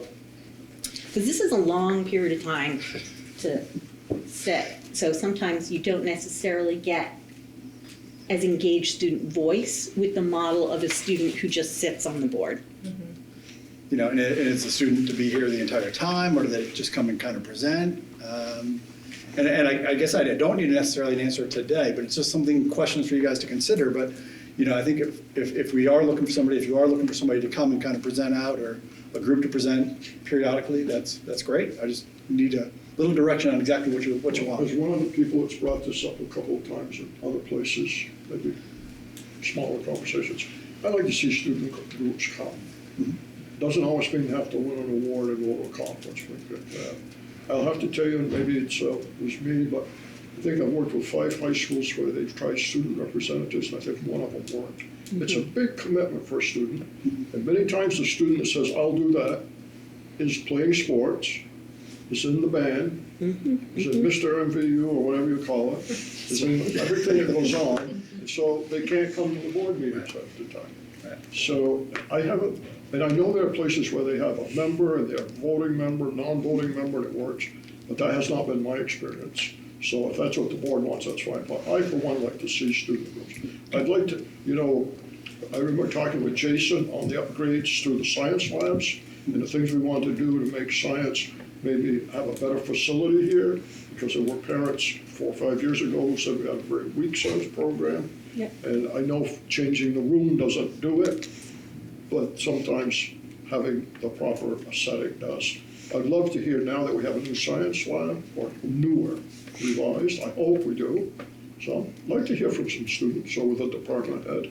Jen Hatton is coming next board meeting. All right, I didn't know that, but that's good. But no, that's the kind of thing, I talked with this Jen here a while ago, that I enjoy Mr. Barney, but I know Jason quite well. But generally what goes on, I was a social studies teacher probably 50, 60 years ago. I'd like to know what's happening in social studies now. We used to do a lot with civics. I'm told civics doesn't happen anymore. I don't know if that's true or not, but I would love to hear. It's not true, don't worry. Civics is important. Civics is important. But anyway, so I'm going to speak, as Megan will say, I'm only one, but I'm one who likes to see students come and talk to us about their education. And I do have a student coming next board meeting as well. She happens to be the one of the two Heisman athletes for the state of Vermont, and also going to talk a little bit about a community service event that she's going to be doing. I'm happy to kind of work with Julie and get more student presentations if that's kind of what you'd like to see. I'm happy to do that. Mr. Gosh, okay, we could kind of keep Peter down. He was. I agree with Don. I'd like to see more students come and present and tell us what's going on in school. If you have a student that wants to come and sit with us, they're welcome to come sit with us, but I'd rather see. I don't have anybody in mind. Yeah. And nobody's come to ask. I don't think that's going to be a big draw, but I think it, coming once. Yeah. And because I think that's been, since I got on the board, the kind of the missing piece. We come and do the business and everything, but we don't see the results. And I think it does us good to see what's going on in the school, how the students are feeling. Yeah. All right, you can certainly do that. Yep. I think just a general sense of their opinions, their take on things, Yeah. Not necessarily a presentation on a class or just, I don't know. Well, student council and school leadership groups, I think, do some of this. Yeah. An example that comes to mind was you had invited some 7th and 8th graders and asked them, this was maybe a year and a half ago, how things had gone and how they felt about coming here from the elementary schools, right, and it wasn't really a presentation, it was just giving them a chance to be this is what I liked, this is what was a little scary, but it just makes us realize what's going through their mind. It's one thing to hear it from the admin team, but when you hear it from students, it's reassuring, I guess, or not. That's a group But even at the end of the year, if we had a handful of seniors come in and be in the last 4 years, this is how I feel, good or bad. And I don't think it should matter. I don't think it should just be just positive experiences. I think we need to hear the negative too and be oh, I wonder, if there's room for improvement in some of those experiences. So.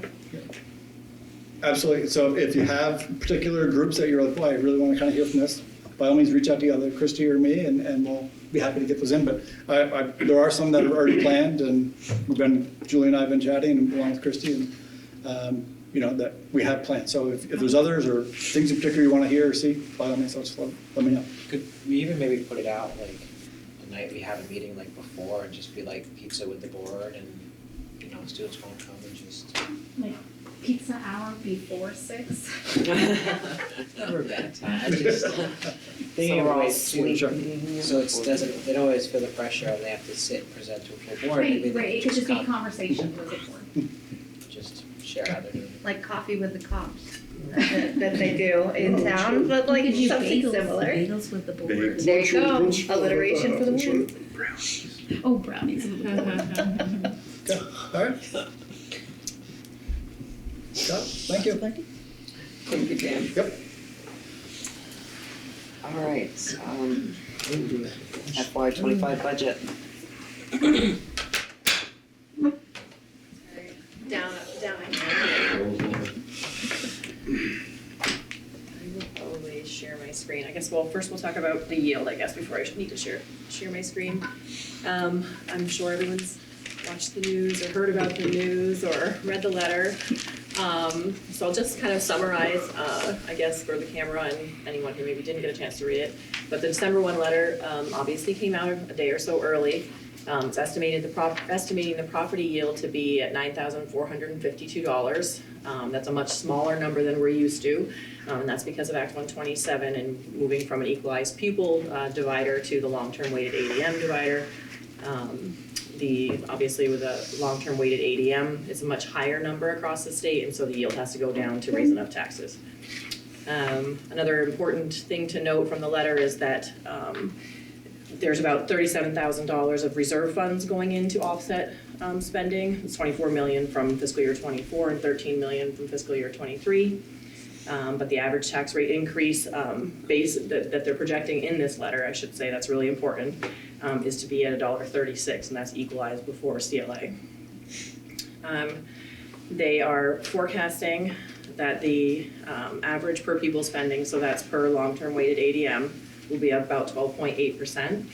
I will say though that we learned some information today that only about 50% of schools actually were able to report on what they thought their spending would be, and it's very preliminary information. And there was a lot of discussion around Act 127 and the caps and people's philosophies and their strategy and cuts and ads. So it's just interesting to me. I think are really important to keep in mind that was only 50% of schools, and that was at a very early point in time, but that is when the December letter information has to go out by statute, so that's what we work with. Total ed fund is projected to go up about 12.01%, and then the average, they're stating that given that information, the average property tax bills will go up about 18.5%. For a multitude of reasons. Some of the big ones are, as we know, the ESSER cliff, healthcare costs of 16+%, inflation in general, and then capital investments that are necessary. Those are the ones that were highlighted in the letter. I have a whole list of my own that I like to keep. Unfunded mandates, for instance, healthcare assessments that we pay on retirement. I mean, there's a whole list of things. The new Act 72 payroll tax that we're getting. So there's a bunch of other things that I think contribute to this that are not under the control of the school districts as well. So with that being said, I do agree that the letter is concerning. I'm sure there is a lot of concern out there, but in a minute when we look at some other information specific to MVSD and the next draft of the budget, the impact to MVSD with the draft that we have right now and the impact of Act 127, which is providing us with additional tax capacity, is not as dire as what we're hearing on the news. That's not to take away from the fact that spending is increasing at a rate that's probably not sustainable, but the impact for MVSD in our communities is not the $650 to your tax bill, obviously prior to CLA. If anybody has more questions before we kind of look at Act 127 and the impact of the yield, but. It's really challenging when the message is very strongly out. It is an election year next year, and people are making very strong comments about taxes. And we have a lot of school districts in Vermont that are on the higher end of spending. They pay their ed spending per pupil is they're saying the average is $22,000 and ours is $13,000, right? So when we're talking about across the state, and of course, Essex Westford's budget impacts us. Burlington's budget impacts us. All of, the tiny little schools in southern Vermont, that school budget, Lincoln's budget impacts us. So that's really important to keep in mind. We are not on the, oh gosh, we have to cut lots of money in order to not have 20-cent tax rate increases side of the Act 127 equation. We're on the other side of the equation where we're supposed to be building capacity, and we're supposed to have been given tax capacity to do the things that we know are working to support our students. There is a general worry that during this transition, the richer districts will stay richer and the more struggling districts will continue to struggle. And it is a challenging year to be talking certainties with community members because it's the information we control is the very smallest part of what your tax bill looks like. It's about the yield, it's about the otherwise state spending. But I just wanted to make that point because it's scary when you turn on the news and all of a sudden it sounds like your taxes are going up 18%. That should in no way be the experience of our three communities. I sent Julie an email Monday morning. I made a mistake to go downtown Saturday morning. When I paid 18%, that I hit Friday or something like that. I walked from the post office down by Cody's Cafe and a few of those places. I shared it with Julie. And it's really sad. At one time, I can remember governors getting the stuff out early so that they could impact the budget process. And I think the legislature said December 1. but it was a good conversation. And I think the guys that I talked to, I said, just wait and see. Don't get nervous. And they did have some specific things that they were concerned about. But, I guess there's probably nobody around that I know that doesn't think 18% would blow their budget. And so people get nervous. And it won't be that way. We all know that it won't be that way. But we are in a good place. I'm fortunate enough to have a daughter that works in Burlington, brother that's on a school board in Fairleigh, Vermont, a couple of good friends in other parts of the state. And we have some good conversations, and everyone talked about it this weekend. But Oh, yeah. I agree with Julie. We're in a good place. We just have to be cautious. We're in a good place. And again, just to reiterate what Julie said, be extremely aware that the portion that we control is a very small portion. It is a statewide ed fund, and the actions of all the other school districts and communities impacts MVSD. And this year probably more than ever. They've been given the change in weights and the drastic nature of that can mean for some school districts. You've seen this before, but we did receive long-term weighted ADM information from the AOE today. It is draft and it is estimates, but it is based on fiscal year 23, 24, and 25 information. And in our poverty weights and the ELL numbers and all of that information, what I had calculated was very much in line with what the state came out with today, so that was reassuring because this is all new. But the important thing I just wanted to remind you of is that if you look at this ADM variance and the weight variance here on the bottom, and you go all the way to the right, you can see that overall from 24 to 25, our ADM is up 611.92, and that's providing us this year with a weight variance or an increase to our weight of 350.18. And again, you can see here, if you go under the poverty column, that a majority of that is because of the free and reduced price hot lunch percentage. Not only, again, did our free and reduced price hot lunch percentage go up from like 35% to over 60 as an average in our districts, and that's not because the needs of our community have changed, it's because people were not completing the applications. We had a hard time getting families to complete applications during the pandemic and then after because universal meals were happening. That's now been rectified with some other reporting that's coming to the district directly. And so that's increased that ADM significantly. That will only happen one time. So after this year, that will remain fairly consistent. Just as a reminder too, I think I mentioned that last time, but this big jump of the 15% in the additional weight, so that 350 or 360 of additional weight, that will level off. That will become a normal piece of our calculation. But the base is there. The base is there, but the big jump that's giving us a lot of that additional tax capacity will be a one-time thing. The other piece of that is that the poverty weight, and I mentioned this before too, but just as a reminder, the poverty weight itself that's applied to each ADM basically quadrupled. So they're realizing how much more it costs school districts most of the time, or potentially, to educate those students. So moving into different kind of tax rate scenarios, I did share this with the finance committee, and we haven't had a chance to review these yet, but basically, and I don't know how much detail you want me to go into, but I've basically run, these are your normal tax rate calculations where we take the revenues and expenditures and divide it by the long-term weighted ADM. I've done scenarios, sorry, my internet's a little. So a scenario that's if the revenues and expenses were the same as fiscal year 24, so nothing changed. And you can see, and it's kind of information just to give you sort of a baseline. Using this property yield that was set in the letter and the new long-term weighted ADM that we have, calculating what that would have looked like last year or in the current year if we had this new Act 127 last year. So we kind of have to compare apples to apples. And again, same budget, same revenues. Talk about bad eyesight as you get older, I can't even see the screen.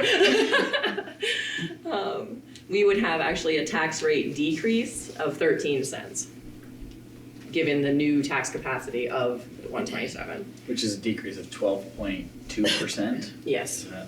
Compared to the estimate of 18.5%? Well, this is with no budget increase, this is just, Okay. this was if the budget that we have for '24 was the budget and the revenue was the same, but we were using the ADM numbers, that's what that would be. Just to kind of give you like a baseline of what kind of capacity you're talking about.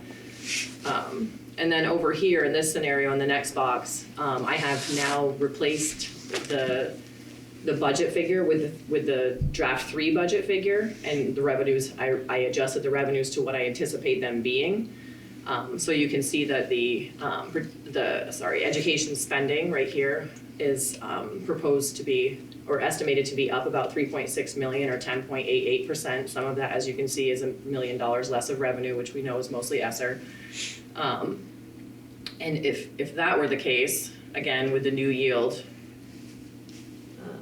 we would still have a decrease. So given the draft you have right now, the revenues I anticipate, and the new information, the tax rate would still go down about 1 cent. So what I'm taking from this, because I've heard some jibber-jawing, in fact today I got quite a bit. I'm taking away that, similar to what Don was saying, I would hope people are watching this meeting or will watch it, but also I think it's just people need to be patient in our community. And be aware that that was floated out there. It is every year, December 1st-ish. But, you know, we can't say anything for sure yet, but I just think people need to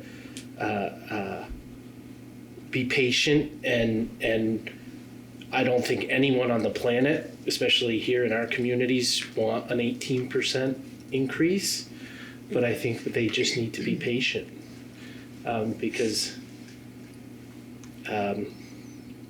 it's looking good for us if a minimal increase is good, then it's looking. As a board member, I'm optimistic going into things, I guess. That's what I'm taking from this. And you know, that's a good example of how many voters do we have? And you hear from 4 people. I mean, but people need to be heard. And sometimes I know, because people like to jab me, I take it in all good humor. So, I do want to kind of just go through these just because there is an intent to Act 127. There's decisions that need to be made, and for MVSD, so for districts who are having a decrease in their tax capacity, they have 5 years. The caps provide 5 years to sort of make that transition, and we talked a lot about that today and how that might sugar out or not sugar out, or how it's helpful and not helpful. But for MVSD, we are benefiting from the additional tax capacity, and we don't really have 5 years to make a transition. And I've explained that to the AOE. We have really, you sort of have this big jump in this additional capacity for 1 year. After that, anything that you add, it'll sort of go back like we are now, where the tax rate will have a direct impact. If we add, it will be directly, because you don't have a change in the weights, you don't have additional free and reduced, you don't have any of those things. So I just want to sort of put forth the different scenarios with the different caps so you understand the dollars and cents of that.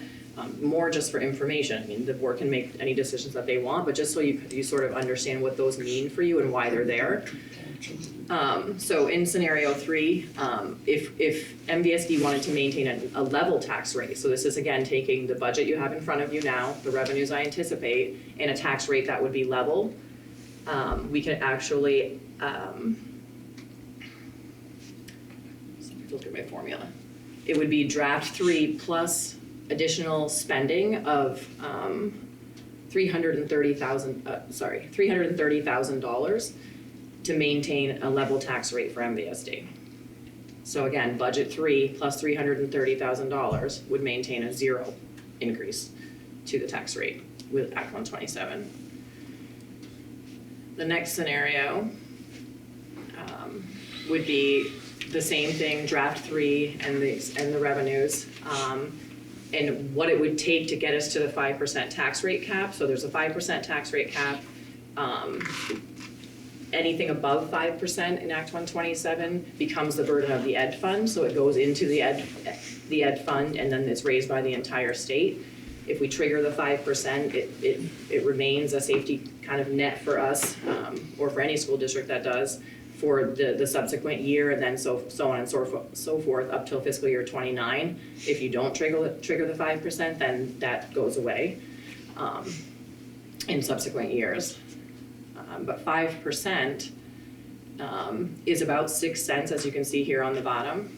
You can see it's 5%, so our tax rate would go to $1.29, and that would be $2,225,000 above and beyond draft 3. So it's just sort of giving you like some understanding of what these caps mean. Can you say again what that increase was with this latest scenario? The 5%. Yeah. Yep. It would be the draft 3, which is an increase of what is it? Sorry, not the dollar amount, okay. the tax rate increase. It would be 6 cents. Oh, sorry. And that would be what percent? Like we're saying 18, they're saying 18% increase. That would be like a 1%. Well, that's 5%. Yes. Oh, okay, sorry. Yeah, anything, so then anything over that, if we added another $1 million to that, anything above that 6 cents would go into the ed fund and be raised by the entire state. And then the yield would be adjusted at some point if everyone triggers over the 5%. This is still well below the expected state average, right? Yeah, I have that at the bottom. $1.36. Yeah, Okay. yeah, well, Sorry, yeah. jumped No, in. it's okay. Yeah, it's well below, yeah, well, I'll just finish the last one and then we'll go there. It's important. So then I think this is sort of the most important, and what a lot of discussion was based on today at our VSA FASMO meeting.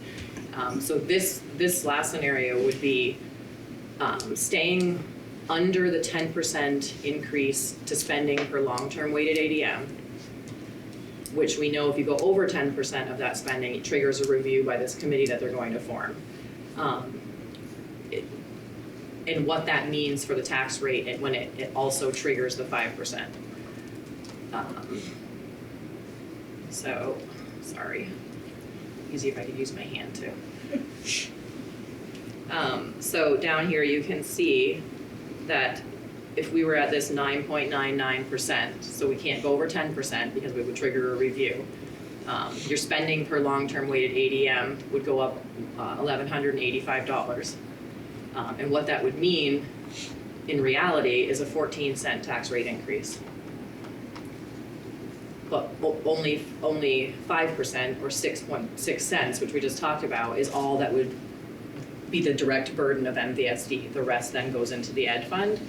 So this 14 cents turns into 6 cents with the cap. The rest goes into the ed fund.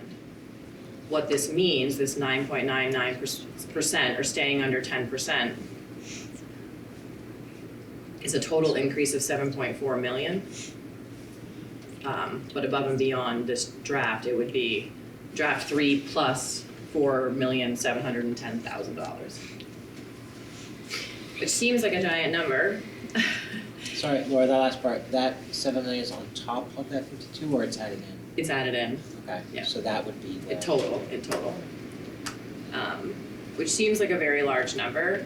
But what Devin was just alluding to is that the spending per long-term weighted ADM here, even with the staying under the 10%, but that 7.4 million being added into the budget, would provide a spending per long-term weighted ADM of just over $13,000 for MVSD. In the yield, in the December 1 letter, you probably noticed that the state average per pupil spending was over 22,000, almost 23,000, or is projected to be. So that's a difference of almost $10,000, and that's an average for the state. Were they using long-term weighted ADM in that they call it calculation? per pupil, but that is because it was equalized pupil, so that the AOE sort of just moved to this per pupil spending amount, meaning it's long-term weighted ADM. But we weren't that far off the state average, like on the previous system. We were below, but we were below, but creeping again, up. the numbers are much larger. The ADM is much larger now too. And last year there was over an 8% increase, and this year we're doing 18%, so it's being compounded that way too.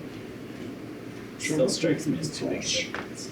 Per pupil cost this past year was what, in the teens, right? You say The per 20, pupil, I'd have to go back and look because it was based on equalized pupil, but you say 23,000? almost 23. If you left the current year, they're saying it's 20,351. And they're projecting that it would be 22,953 next year. That's average. And if we spent $7 million more than last year, we'd be up to $13,000 per pupil. So again, it's always tricky for school districts such as ours that have been low spending with limited capacity to always do what we want to do, whether it's upgrade our buildings or pay our teachers and staff or, those kinds of opportunities. It's hard to catch up. It's hard to catch up, and we're a little nervous about trying to catch up in this new system with so many unknowns and with a 1-year cap guarantee and those kinds of things. And explaining this to the community, which is not an easy task. So if we were really trying to catch up, we'd actually have to go over that 10% threshold. But that.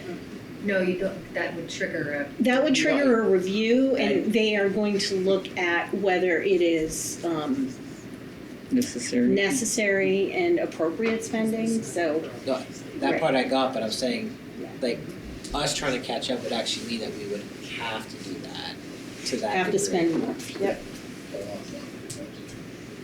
So then is this an opportunity? And I mean, it is, but as you said, it's sort of scary. But if we can increase the budget, increase it per pupil spending, and that it's capped at a 5% increase, like that's still, in comparison to them saying 18%, like 5, that's much more palatable. And knowing how much more we could do for our students with that, is that a risk we want to take? I mean, my gut says this isn't gonna happen again, try. And that's like, that's the discussion point, really. Right. What we do. I would say, given how well we're actually positioned right now to make that decision, but how different that is from the rest of the state, I think our messaging has to be really strong on the differences in what we're doing. Because there are good opportunities here, but explaining that clearly. So Chrissy and Dad stopped planning that program. So the only thing to keep in mind is if you fall into the range where you are utilizing the 5% cap, you can keep. You have a cap every year for the next 5 years of 5%, but the cap goes away once your actual spend, or once that 5% cap, you sort of like come together where your spending slows down enough so that the 5% cap then catches you up to spending. So if you put in a big 11% spending increase, you're kind of locking in future year tax increases at the 5%. Yeah. So that's kind of the thing to consider is if you go over that, you're making decisions for future years also. And so maybe there's a sweet spot. I don't know. That's really the discussion we're going to be having. The ironic thing to all of this to me is we're budging it, and we're not going to be doing anything that I don't think other people are going to be doing. We might be budgeting to game rather than budgeting to what we need, what communities need, which is probably exactly what the state is trying to avoid. But they're drawing us all in to this budgeting based upon the game, which is sad, but it's somewhat true. My biggest issue is I just want to get as close to equity our kids and families deserve what other communities have. Our kids deserve that school experience, public school experience. We're always low. We have been historically. I don't know if this will get us any closer. In theory, it might, looking at this, but it's just, I have mixed feelings about if everyone's budgeting based upon the game and not budgeting on what their community really needs.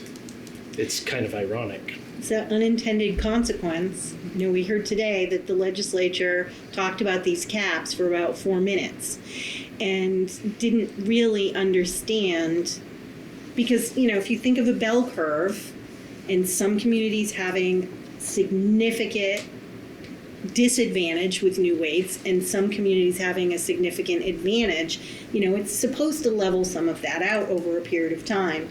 But really, no matter where you are on the bell curve, it impacts you. And so we're, you know, even though we are on the advantaged side of tax capacity, what if Champlain Valley School District decides they don't care about caps and they're going to spend what they're going to spend and go ahead and bring on a review? I don't care. Our taxpayers will pay for it, but everybody's will. So that's where typically we're able to tell you with much more certainty, you know, what we expect the yield to be. I was reassured today that it didn't sound like there would be drastic adjustments based on review process, potentially, that it might be, but still, it would be May, June before a yield amount is solidified. So it is a trickier year to communicate all of these variables, definitely. I'm just waiting for the backlash. Were you around when Act 60 came in? And Manchester and Stowe and those people said, you do what you want. We're not even going to fund it. We're going to have foundation money. And they closed schools. It was a real bloodbath. I have a feeling when the legislature gets back there, they can't change it for this year. But some of these places, some town, I mean, we're sitting here, and I'm pleased we're sitting here, but some places it must be hurting right now. Big time. Or as Julie says, they say, thanks, we're going to spend what we want, let the chips fall where they may. And I don't know any superintendent or business manager that's irresponsible. I just know that communities are used to the levels of what they have, and they may be voting down budgets if they cut too much, right?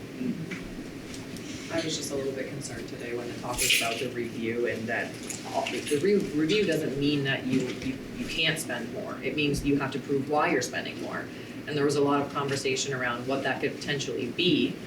And I can see that part also turning into a bit of a game, because you can make the numbers look like it's lots of things, you know, like, or you can blame it on the capital project, but you're still paying your teachers $15,000 more than we start at, you know, like, so I worry about how that whole process is going to work. And then we also heard today that there's nothing saying legislation can't take the caps away next year. Just because they said it once this year doesn't mean that all the rules can't change again next year. So you can't pass laws to inhibit the actions of future.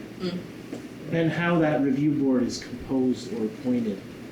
I think it's supposed to be appointed, and it's business managers, superintendents, and the secretary. That we don't know who that so is. there's no politicians on that board? That's interesting. No, what I've heard is 3 superintendents and 3 business managers, Secretary of Education, and we don't know who that will be, will make the final decision. And they'll be appointed, because everybody is saying, I do not want to be on that committee. But it will be appointed. I kind of want to be on it. You sign up. You said We'll we see had what a review for a reason. I think it'd be great to be on that. I might put my name in the ring. The only thing I wanted to point out here is that oftentimes we focus on the expenditure budget, and if in the orange box is the yield, and that's what we started the conversation with. If the yield drops by even $400, which is pretty significant, but I'm just using it as kind of a conversation piece, the tax rate, given the information on the other side, would go back up to 6 cents. So if we don't change anything, That's how much $400 difference to the yield goes from a 0 tax rate impact to a 6-cent increase. And that would be not changing anything, no expenses or revenues that MVSD had control over, but there was spending or lack of revenue at the state level that caused the yield to change. And it's just something to keep in mind. So, in any of these conversations, and it's probably maybe not gonna happen until the legislature's back, but, you know, they've essentially capped, right, the amount of money new money they'll collect from the districts on the side that need to cut spending. They've not capped the benefit to districts like us that can now spend, you know, the additional capacity and keep our rates the same. So they're expecting a shortfall in the ed fund. Have there been any conversations around scenarios to address that at this point, or is that still too early? I don't think there's been any conversations.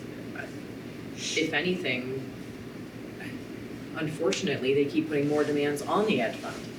Like today, I kind of forgot about universal meals because it was a year ago. Like, 29 million? But that's $29 million that now comes off the top of the ed fund that no one really thought about where the money was going to come from. Not that I'm against feeding kids, but that's the kind of stuff that when we're working through this that people seem to kind of forget. But that's a huge amount of money.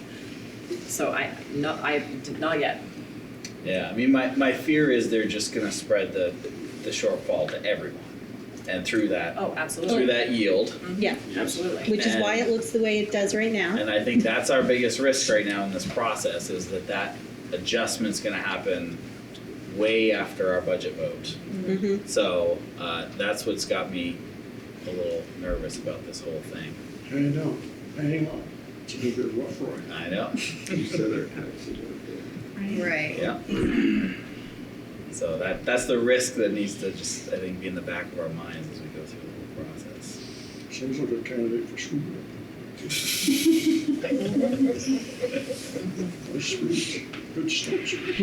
Which would negate the whole intent of Act 127. Exactly. Yes. And I think that's the direct consequence of having this like ramp up process for the people whose rates are going up, but no ramp on the other side. Yeah. You know, so you've sort of like mathematically guaranteed this outcome with that cap on one side and not the other. It's predictable. So I do think, I mentioned this in a conversation with Devin, I do think we should, as a board, consider drafting something to our local reps, indicating that we don't want that scenario. We don't want them voting for anything that negates the intent of Act 129, something to that effect. And I think it's good to have that publicly as well, because if they do end up voting afterward, after we pass a budget, and they vote in a way that is the opposite, negating Act 129, or at least, is it 129 or 127? 127. But I think that's something we should consider as a board at some point. Absolutely. Because it is the legislature that really has some of the biggest power in this equation. And we never promise anything, but we're usually close enough, and then that we can say, you know, the education tax rate was stable, or it went up a penny, or it went down, right? That's where we've been. And then you get your tax bill 6 months later and the CLA is terrible, and, you know, and we also aren't talking about the CLA. And, you know, I have no expectation that that's going to be better. So, and this cap scenario is before the CLA. CLA, you'll hit your taxes no matter what. That's another important consideration. I think it'll be going down again. When I say But bump it up, I don't mean, yeah. no. I just don't know. I don't know if the variance will be as significant, but it will definitely be going Got some down. big sales on I thought maybe the variance, it will still go down, but the difference would be less than last year. But I unfortunately talked to some people today that I guess you build the to budget argue you think that, you need, and that's the things you want to do. So, Julie, do you know when the CLA comes out? It's usually soon, yeah. We were talking about it today. let me tell you, that Lake Maury was full of some nervous people today. I bet It was there all business managers and superintendents. We had Brad James there. We had the new Nicole, who is replacing him essentially. Yeah, it's. Are there any legislators there, any chairs of any committees? No. It's usually when there's a change in funding, the chairs of finance and education, the folks with. Well, trustees are doing some work with legislators. We always meet with legislators in January as well, and we're already working in under the Golden Dome to get our message out. Right, this year also is, I'm actually on the legislative committee, and one of the goals that we have is to get the legislators to come to us. At some meetings this year too, and we've actually already started trying to seek that out so that we can actually like talk through these issues with them. We'll see. Well, I guess there's a few that are already shown interest, and I have a few phone numbers that I'm not afraid to call. You have to be optimistic. Yeah. It's an election year, just remember that. Yeah, I know. So that's, if there's no more Act 127 tax rate stuff. Thank you. Yes. And just draft 3, really not, it's only been a week, not a lot has changed. It's up a couple $100,000. Most of that is because I had neglected in the last draft to adjust the short-term borrowing interest, so the tax anticipation note that we pay interest on. Obviously, we know rates are up, so we're paying a higher rate. So I added about $175,000 to that line. But on the revenue side, in the tax rate calculation, I've offset that, and it's a net gain for the school district, but I had to include the expense. So that was basically the biggest increase from the last draft. The other thing was, I think, some interest on the driver's ed car. We will be in the market for a new driver's ed car next year potentially, and we know that borrowings are costing more and the cars are costing more, so I added some money there, but nothing significant. So overall, we're at the 5.98% or 2.6 million. I know we've talked about maybe some positions being changed and the money being used, whatever, but at some point I would be interested in, are there positions that are being eliminated or reduced?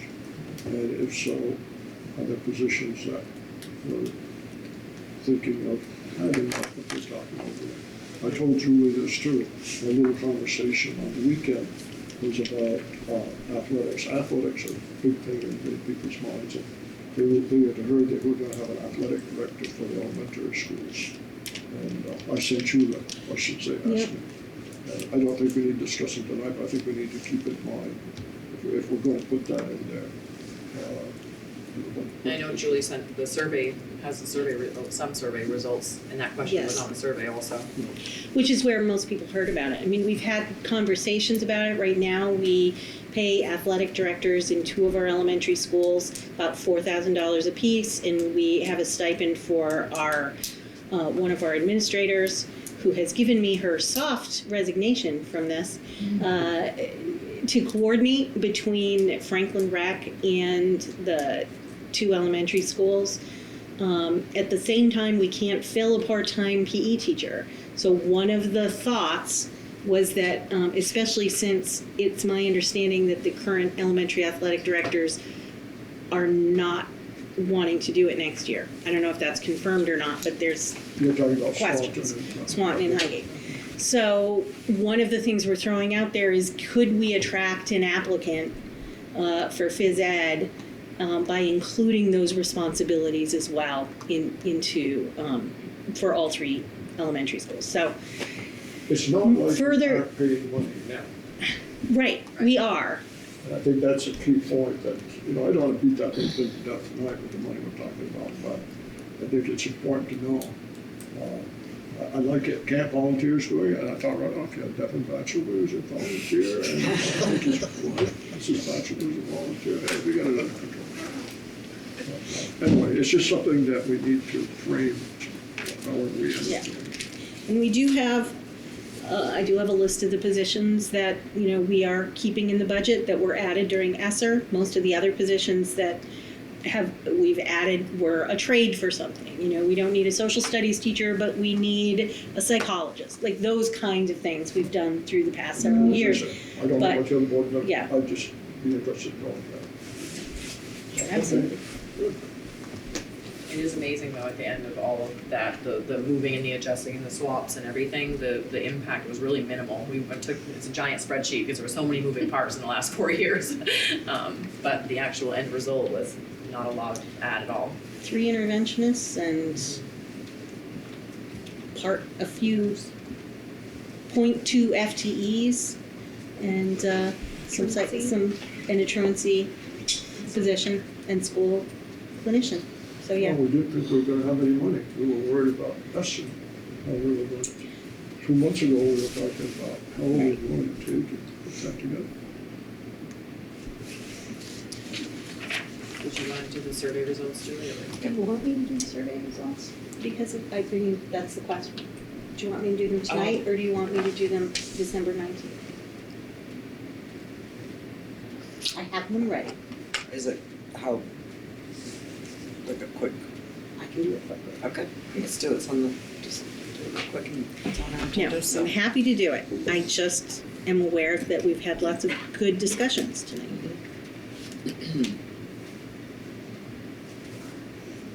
And share my screen. This, share.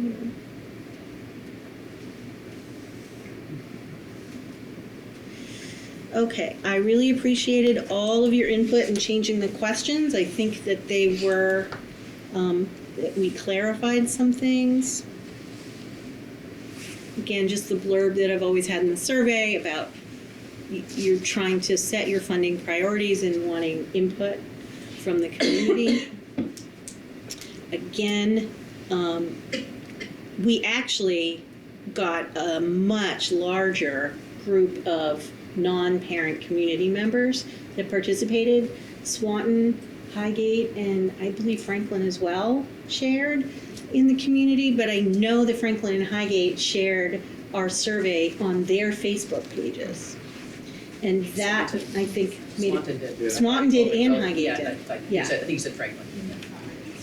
Yeah. That's good. We started with the instructional programming and materials. Again, the blue is essential, the red is important, so you're looking at, 86% of people thinking that investments in instruction is important or essential. Very similar kinds of numbers for competitive pay and benefits to improve recruitment and retention of high-quality teachers. Supporting students with significant emotional and behavioral challenges, again, a pretty high percentage, understanding that it's really important to support those students, which is good because it's a large portion of our spending. Increase services for students to be prepared for the workforce. So this is one where I gave examples, so it would be helpful. And really strong response here. And I threw the personalized learning in there too because it's so connected with the post-secondary outcomes for our kids. After school programming, we had about 55% finding it important or essential. I think that, you really see a difference between those who use it, really need it, and those who don't need it think it's a good to have thing. But it's still a significant number of people that think it's important. Transportation, and this was really interesting. I mean, it's still over 60-70%, but I was surprised not to see this blue, going across the entire pie chart. I don't know, I'd be half of it, right? Investments in our facilities. And I did have links for those of you that saw it. There were links to the after school webpage so they could see what it is. There was a link to the facility website so they could see. And again, strong support for our capital investments. This is the one that I think is why you're talking to people outside the post office. We had it as a question last time, but I added in the fact that we're considering investing in a part-time position. And we had some support for it.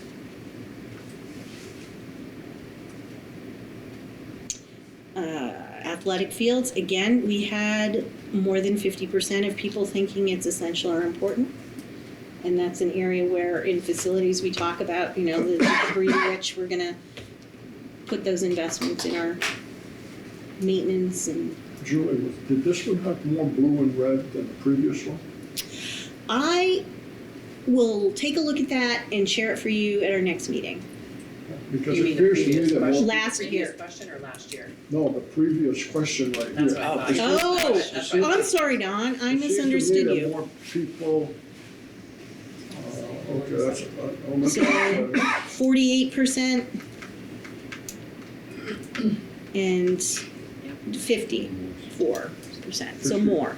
The elementary school question was much more general too. It was just about athletics at that level. This is specifically called out fields, like. Right. So I think that can have a difference Yeah, and I too. think that people, and it comes back to facilities committee, but having a building and fields and things that people can see is very important to many of the voters. It is. Having somebody to coordinate out there, I'm not saying it's vague, but it doesn't have the same direct impact, the emotion. That's really interesting. I mean, these 3 areas right here, good, important, essential, that's more than 80% of people. When I really get worried is this number. If this green, not important, is really big, that tells us something. But I don't think we have any areas where people don't think that the things we're trying to invest in are important or helpful for our kids. We got 55%. Yeah. So we asked this question. I tried to get more of what you were asking, and we did get a lot of people filled in the others, but we mostly got the things that we knew. The emails from schools, Facebook, newsletters and notices, conversations. The newspaper becomes a lot smaller slice of the pie. Class dojo comes up. Community forum came up from someone, which was nice, and I think that those are important to have. We've had 2 last year, and we only had 1 person show up at each of them. So I think if we do something like that in the future for some purpose, that we really need to, and I do actually plan on doing one at some point when we're talking about our strategic planning kind of process. We need to market it, because we typically get 1 person, or it's not the same person, but it's usually like 1 or 2 people every time. So, what's motivating people? 71% by providing students with quality education. 14, keeping property taxes as low as possible. I don't think that number changes very often from year to year. Apparently, nobody really is interested in going to vote for a school board member. That just seems to not be what draws people in. Somebody's got a big campaign. No. I don't know that you want that to happen. That's usually over something polarizing. But yes, and motivating as, an involved citizen. I'd like to say when I am motivated to run for the school. So, I don't know that we had significant swings, but I just wanted to make sure. And we had 220-something responses. So it was really, yeah. I mean, the big thing that does stand out was, what was the second or third that had to do with students? That one. No. Yeah. Instruction, and then teachers. Those I mean, it shows where like a clear majority feel that's essential, which I think ties into, I think a lot of things we're trying to do with budget and stuff and like outcomes. Mm-hmm. So we're trying to do these things and that's where we're putting our money, I think the support seems to be there. If we can message it correctly. And the last one really shows it. Yes.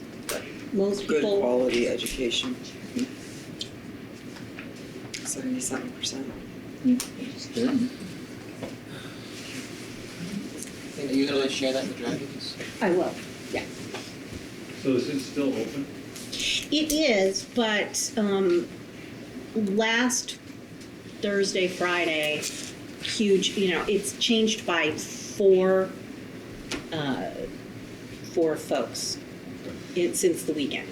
So I'll leave it open for a little bit, and this slideshow will update because it's a live spreadsheet. So,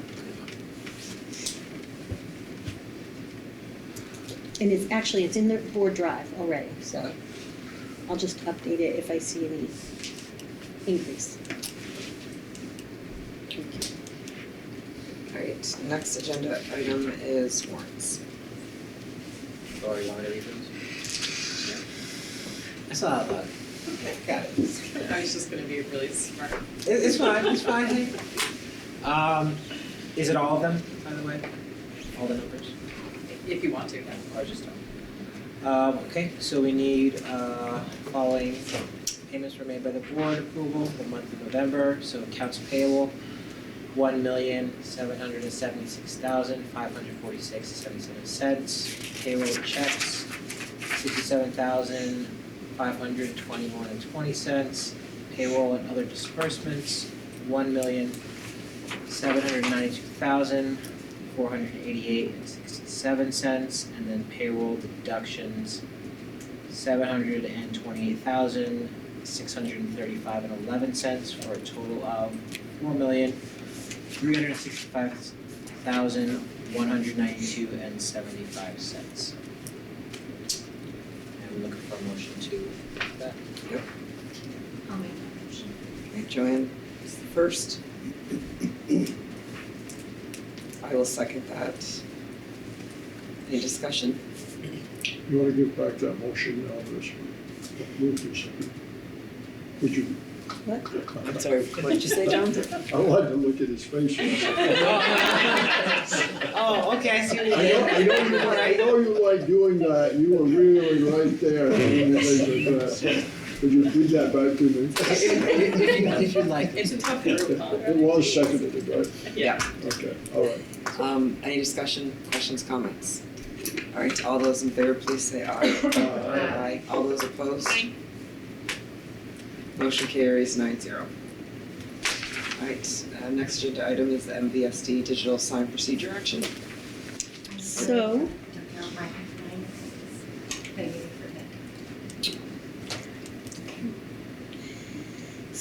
last time we reviewed the administrative procedure for the use of the digital sign. The administrators weighed in on that, and Toby had the suggestion that the board approve it. And so we wanted to warn it with the word action next to it, so we could do that.